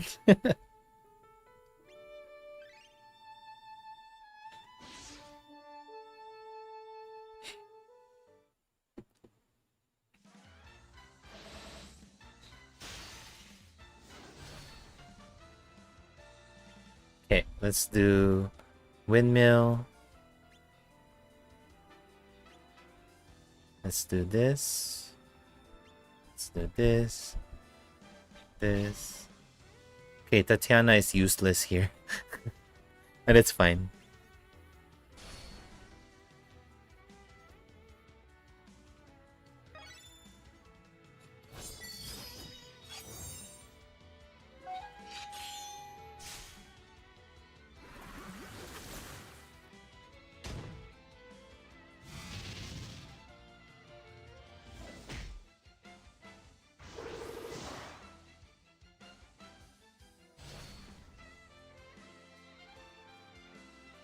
Okay, so this one.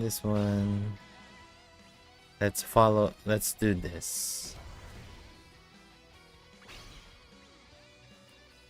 If this doesn't have enough HP, let's go for egg. It's fine. We're not gonna die. Because egg has a lot of HP, then we can see a lot of the follow-ups happening. One more? Yeah, that's 4 attacks, like what we thought of for Noelle.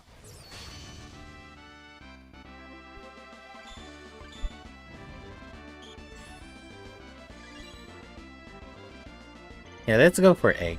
It's gonna be fine.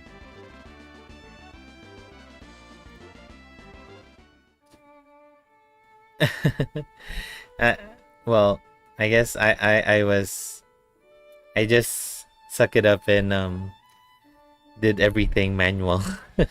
You know, El Manuel. Where is Ing?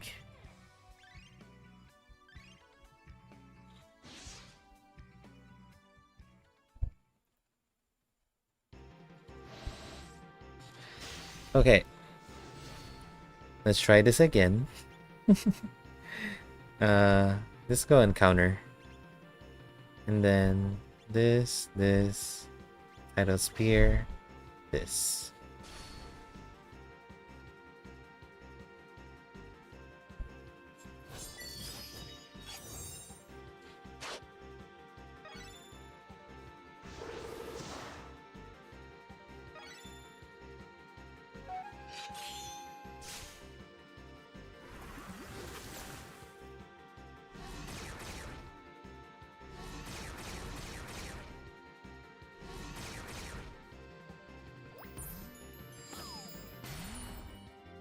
One, two, three. 1, 2, 3. Ah, I see.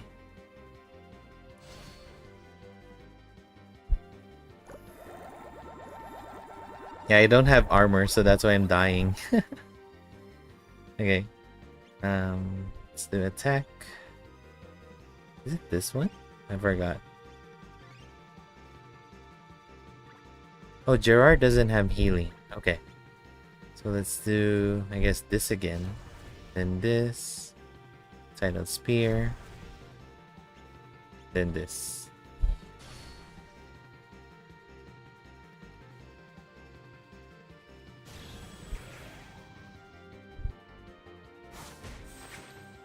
Triple, triple, triple. What's up, Tatiana? Casual 500,000 damage.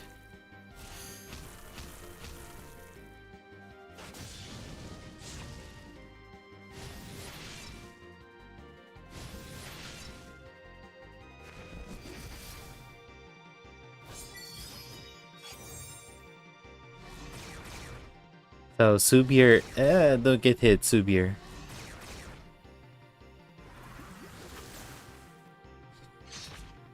We want Subir. Subir. No, Subir. Thank you.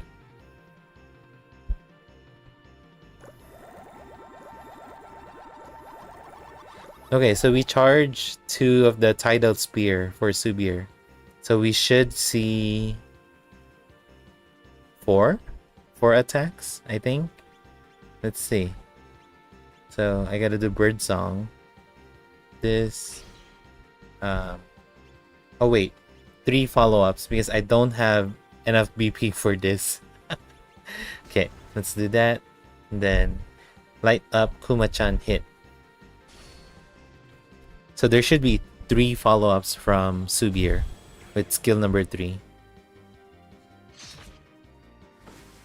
1, 2. Oh, how come? I gotta check the ability. I might missed it.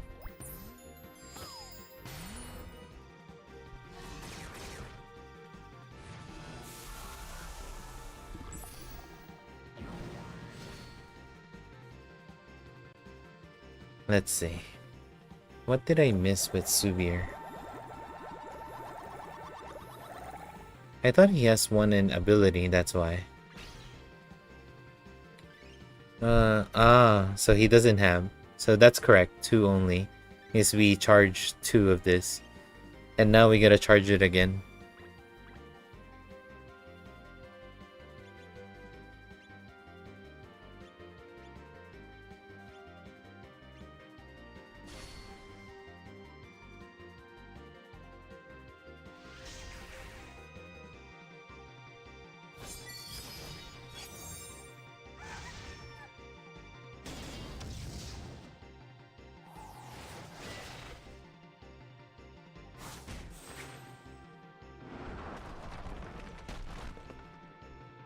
Because her overdrive gauge is not full.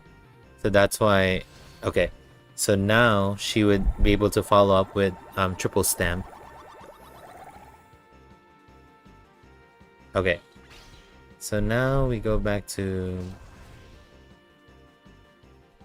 What is this? Oh, this is the tree form. So no direct attack. Birdsong. This one again. Then triple stamp. Go Tatiana. Take down Egg. Triple stamp.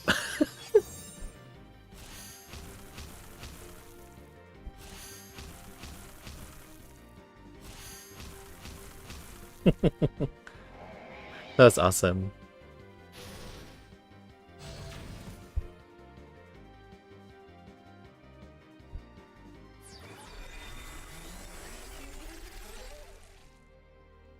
Yeah, because Egg has a lot of HP. Okay, so I gotta use this now, and then heal. Heal beat.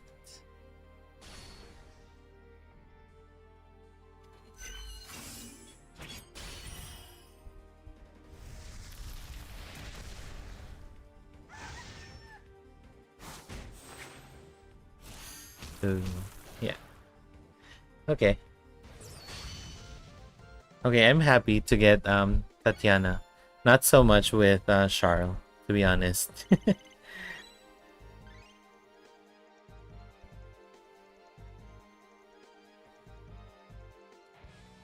Okay, let's see who else we can check out.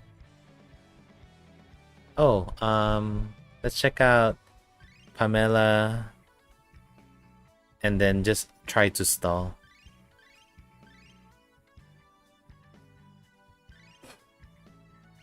Pamela and then Maka, yeah.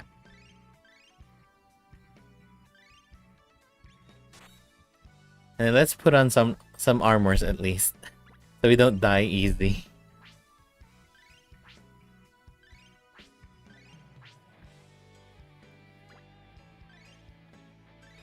Whatever armor. For Charles, let's see. Who else can we put? Because I can't really focus. I can't really showcase Toji in Egg because not really much is happening. What I can do is,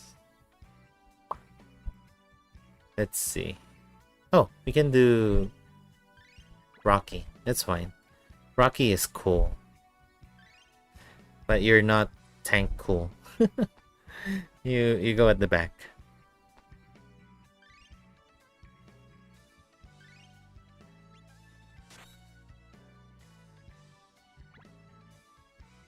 Okay, let's try again. At any point, let me know if you want to see anything or if you have any questions, what I think about the banners in global, what's upcoming, what I recommend, etc. I know I have a video saved for that, but if you want to know it now, you can always ask. Or as you can see, I was also playing Ever Crisis, so if you have any questions, just let me know as well. Okay, so for Maka, I think I wanted to save BP for this. Did I awaken her? Yeah, I awakened her. So I want to save BP for this, and then you would want this, and then would follow up with skill number 1, and then 37% to follow up with this again. So let's do that. Attack, and then Pamela, you're just gonna attack, and then we're gonna whatchamacallit, we are gonna stall, and then Rocky, you be cute and give everyone overdrive.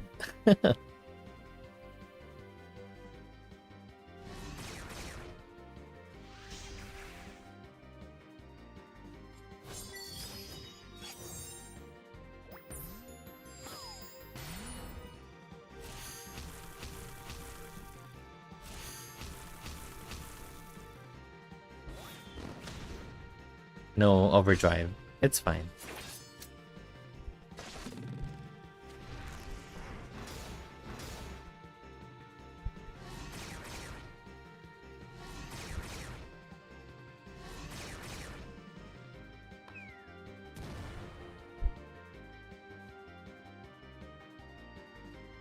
Hokuto Master, I think they're trying to release new spiral floors. That's what I can guess. If you notice, the spiral corridor doesn't show a clear. So I feel that it's already there, but they're not showing it to us. And so we need the firepower from certain characters to be successful at least until 170. I am sure that we are unable to do 180 Kirin and Time Lord 100%, because our firepower right now is very, very lacking. We have to be in the finale at least for that to be okay. And if they release the SaGa characters as well, SaGa collaboration, then I think we should be able to have a chance at 180.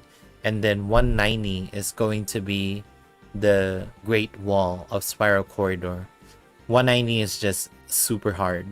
Even today, I still dread in thinking how much RNG I had to go through to clear 190 with School Bertrand. I can show you my lineup later. I think I still have it. Okay, so with this turn, let's do this. Pamela should do 2 follow-ups, I think. So let's do Rainbow Spread. And then you be cute, Rocky. So Pamela should be 2 follow-ups.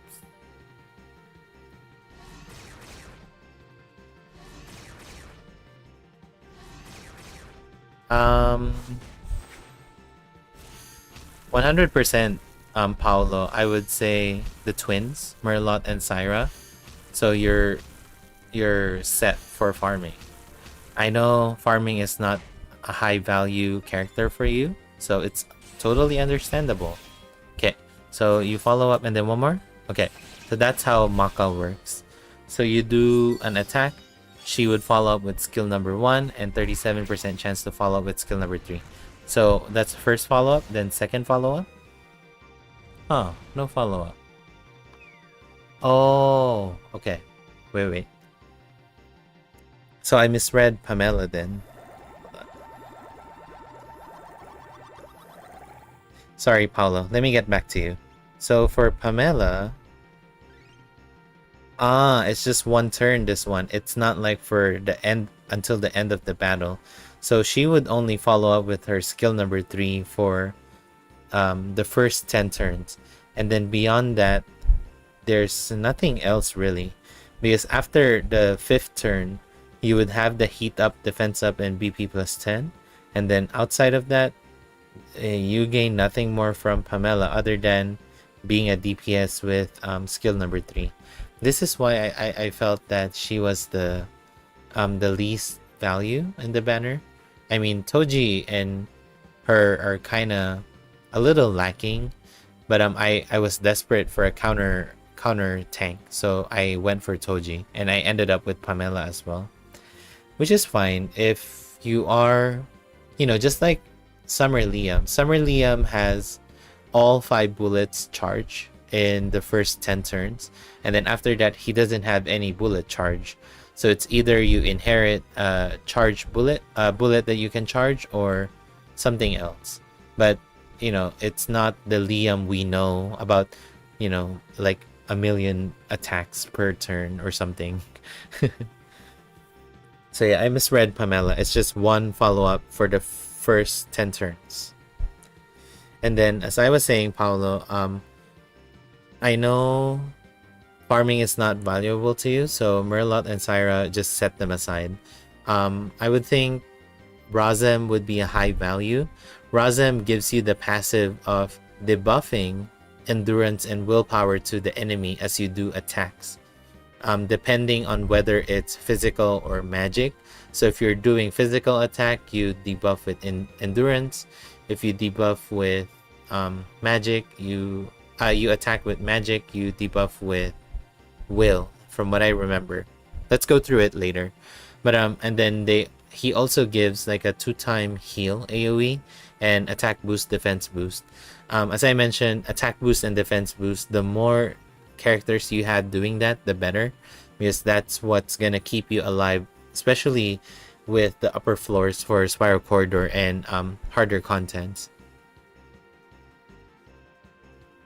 Open stomach surgery. Yeah, that is true. Okay, so let's do another light up Kuma-chan. And then let's do this. Pamela, you be cute. You be cute as well.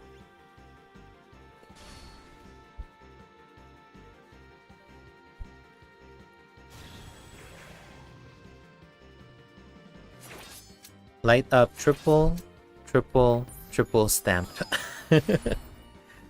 1, 2, 3, 4.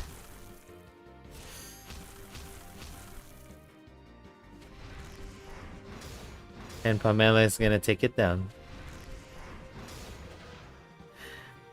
Tatiana, 1 turn, 1 million damage, easy. What more if I have Wagnas in the party? But I don't have a Wagnas. Okay, so let me see Razem. I might be misremembering the skill again. So Razem is this one. He gives everyone except himself this passive. When the attack lands, you debuff with endurance and will. Okay, that's my mistake. And then, however, when you land an attack, you would debuff yourself with love and charm, which is okay. But the reason why this is okay is because for Razem, you can inherit from the freestyle relief zone, which is a debuff cleanse to everybody. So this one right here, this one is free, by the way. So when you do relief zone, it's a spell, and then when the attack, after the attack, you cleanse all attribute debuff from the party, and then you buff everyone with will, small effect. And then so with Razem, this one, when you do relief zone, for example, you can do a second relief zone at the 50% chance, I think. 37%, this one. When you do an attack command, you would have a 37% chance to follow up with relief zone. So it's the same thing. And that's why it's built into Razem to cleanse the debuff that you have inflicted. And also, you would be buffing the party with specific stuff depending on whether you're doing a physical skill or a magic skill. So yeah, I would say Razem is pretty good in a lot of situation. I personally recommend to pull for Hardy. Hardy is a strategic character, especially if you need a buff cleanser, you know, if enemy is annoying with the buff. So he is a buff cleanser, and also he gives a double-edged buff to everyone, the enemy and the party. So he gives an attack boost to everyone, enemy and party, with maximum effect, and also mitigates indirect attack. I think large effect or extra large effect from what I remember. So that's why if you have Hardy, you would want direct attackers with you, or just go along with the battle having to deal with lower damage because of the passive. The other character to that can do almost the same thing is Summer Matcha. So Summer Matcha gives an attack boost of magic attacks to the party and the enemy, and then would give a defense boost for physical attacks.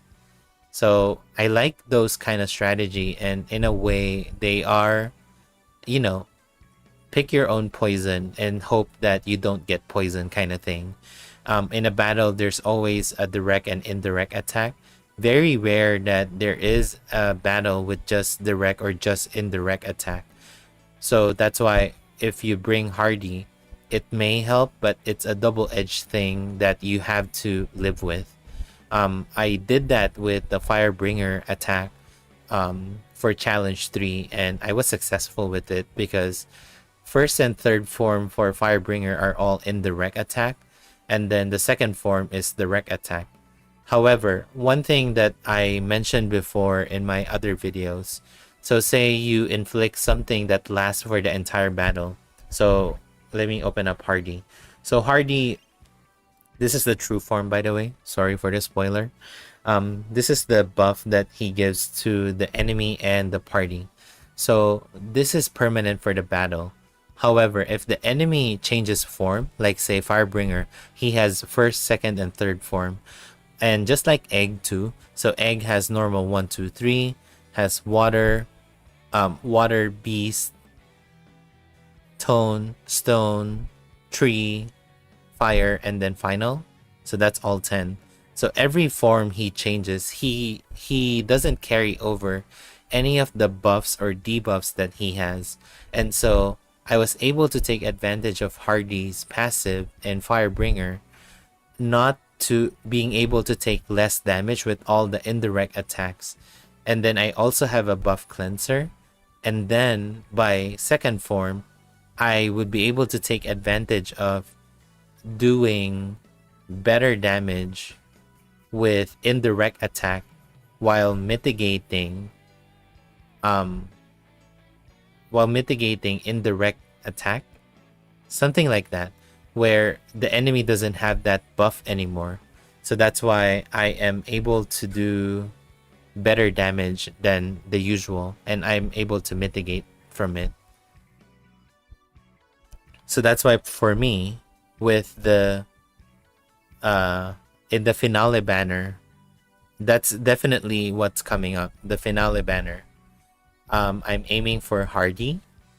I'm also aiming for Nuker Kami. Angelo, that's for you, Nuker Kami. And then let me see.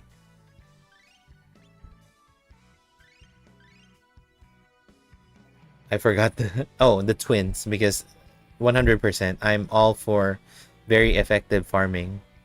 So this is the start of the finale banner with Kami. So Kami, finale Gerard is fine, but he is more of a row farmer. This one right here. Finale Subir is pretty good, but I think with what we have in global, he becomes a little lacking. So they might need to put in some buff for Subir, if anything.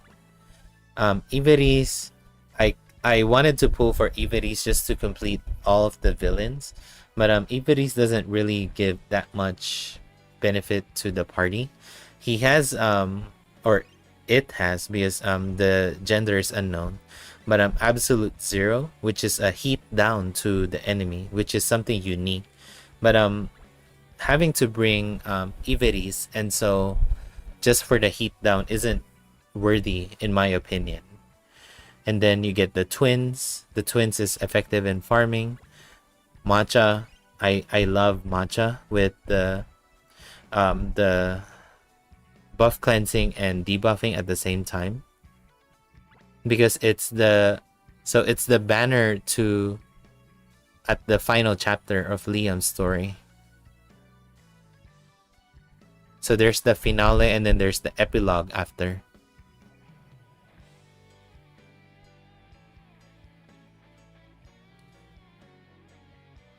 So for the finale, I think the twins definitely, Hardy, and Brosm. I think those are my number one targets. Everybody else is kind of okay. Yeah, it's a little, it's weird. But here's the thing, Paulo and Sankyu. So we are already at this part right here, this row where Albert is, and we skip the finale banner all throughout. Oh, Kami too. I want Kami. Angelo, I'm not forgetting Kami. So if we are still slowing down with the story, then it's either we gotta get the Valentine's banner with Azure Lady, this one, Azure Lady, Furfur, and Vampire Lady, or we get the New Year's banner early with Emilia, Bunny, and Professor. It's a little weird if we're gonna have the Christmas banner early, because for Christmas banner we have Misty, Acelas, and I forgot the third one. Then we already had this, the Liam, Anya, Final Emperor, Final Empress. We're missing the free Flamar. I don't know whether they're gonna change that as a unit or not, or become a premium character. What else? But we're already here. This is the weird part. We are already here, and so we might get the new Spiral unit if they update the new floor, and then probably go to SaGa collaboration if we still gotta delay the story progression. And so that's gonna be weird because we're gonna have the different characters, including Narwhal form, Narwhal's daughter.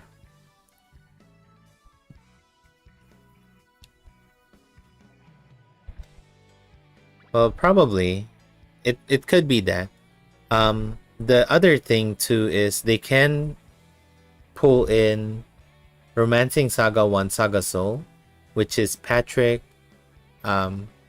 Monica, Romancing Saga 1 Monica, the counter specialist, and I forgot the name, Taro from Saga 2, or what is his name? Yeah, Taro is the name in Final Fantasy Legends 2. I forgot the Japanese name is Ronin. So Ronin is part of that. It's Ronin, Monica, and Patrick, from what I remember. So they can pull that in because Patrick is very not Patrick. Monica is like the top shelf pick for Spiral Corridor 170 with the counter. And then I think it's either that or they're gonna rush the story, because it's a little weird how they included what we think of version 3 for Romancing Saga. And this is version 3 right here. Version 3 is basically Shirei era already. So maybe they have the idea of rushing through the story and epilogue, get to Shirei, and then unlock Spiral Corridor up until 200. Yeah, probably 200 is doable. And then we would be a step closer to JP if that's the case. Because that's the only way, because it still is in my mind why they would include the what is your impression of version 3 from JP? And like, why would you ask that question? It's something in the future. So it kind of made me think on whether we're gonna rush through story or not. And that's why some of the banner reviews I did in the past is more into the conservative side. And it's because Finale has just so much good characters that it's, with the amount of jewels we have in Global, you're gonna be needing a lot to be able to get the characters you want. Unfortunately, we are still lacking in Global in terms of jewels. They kind of make it look like that we are at par with the amount of jewels we get from JP, but in reality, it is not. Hopefully, by the time we get to version 3, everything is standardized according to JP, where a new banner drops, you get 3,000 jewels. There is an event, you get 1,000 jewels out of it. There is a limited mission, 3,000 jewels, and so on. Because by the time we hit version 3, that was the time when it was the dry season for jewels. A lot of the rewards were replaced with random stuff that you can farm in the game. So people voiced out their concern, and so now with the new free quest that was released, all of the books give you jewels. The 3,000 jewels is a one-time thing, so monthly we get 3,000 jewels for clearing the book. Events now we get 1,000 jewels. Before we don't get it, and a lot of stuff. Global got more jewels than JP. Upfront, yes, that is correct, Sankyu. But as the time goes by, I noticed that there are some jewels that are missing, but I don't have the numbers. That's why I'm not really raising that as a concern. Because, for example, in the SaGa collaboration, we had 3 SaGa collaboration already. And then we're gonna have a 4th one soon. Each SaGa collaboration, we had 6,800 jewels as a reward, as a social media campaign, because we're using this #RomaSaga hashtag in Twitter. And so we get rewarded with 6,800 jewels. We don't have that in Global.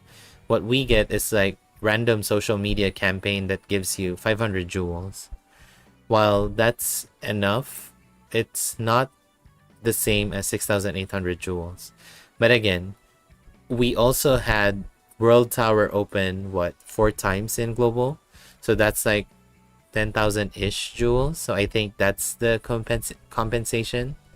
Other than that, I feel the standardization of having a new banner, whether it's single or double, getting a 3,000 jewel to welcome that banner so that everybody has the chance to do one multi or, separate that into singles on double banner. It's up to the player. But that was the case in JP where I forgot when it was. I think it was after Sarowin that they started giving 3,000 jewels whenever a new banner drops. We don't get that in Global. We get maybe 500 jewels. So that's why I feel there's something missing in that. But the monthly login for Global, it's 6,000-ish jewels, I think. In JP, it's always 3,200, I think. So we get more monthly. And yeah, it's gonna get standardized once we hit version 3. I hope they follow Global. They follow JP where a new banner drops 3,000. Whenever an event comes in, 1,000 jewel. Whenever they add a mission, 3,000 jewels. Because that's how they can retain players, because they have been really aggressive with the campaign and the new banners and making latest characters obsolete practically in 1 month, 2 months time, which is not the case before. So that's what I like playing in JP, because JP players are not shy in voicing out their concern. Like, you would see Twitter with people complaining about what they see wrong in the game.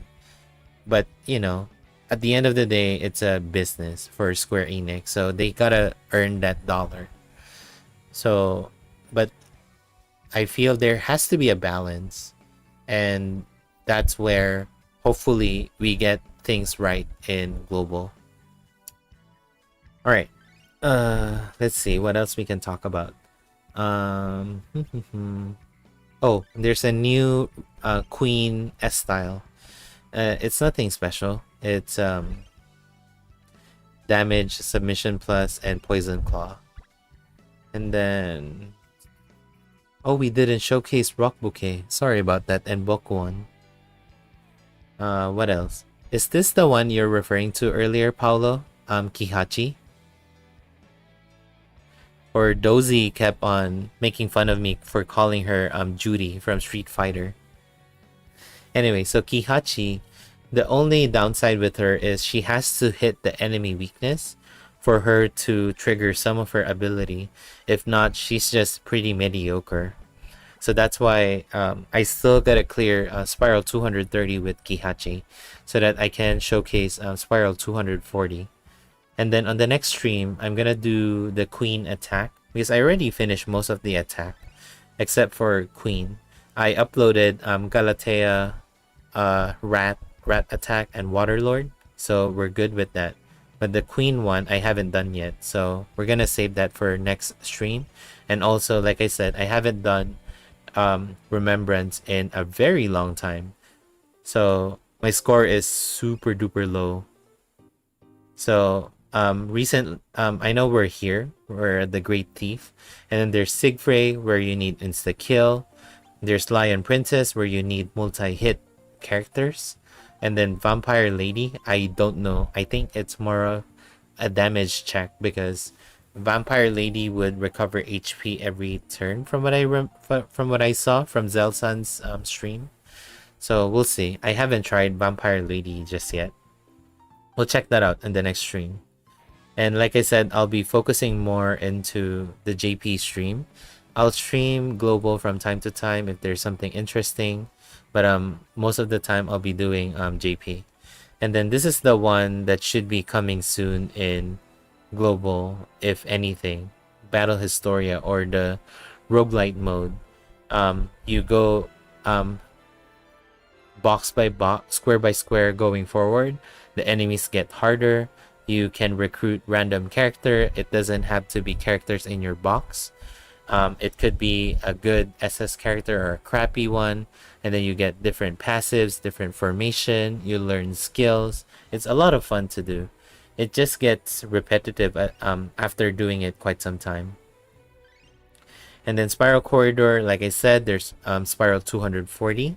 I'm still stuck at 230, so I can't show you what 240 looks like. And then lastly, before I forget, there is over promotion to level 30. You need this new bronze plate right now. So we don't have the level 20 promotion just yet in global, but it would be something like this. Hold on. I think it's Pokwa? No. I'm trying to see who else I haven't promoted yet. Hold on. I think Rocky? No. Level 20 already. Or no.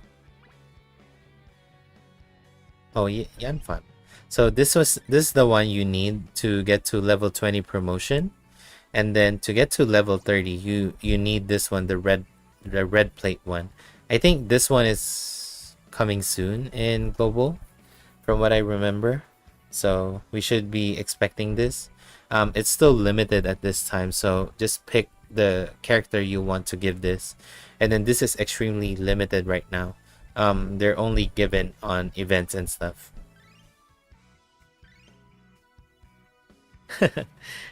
You're welcome, I guess. What else? The banner I'm hyped. Not the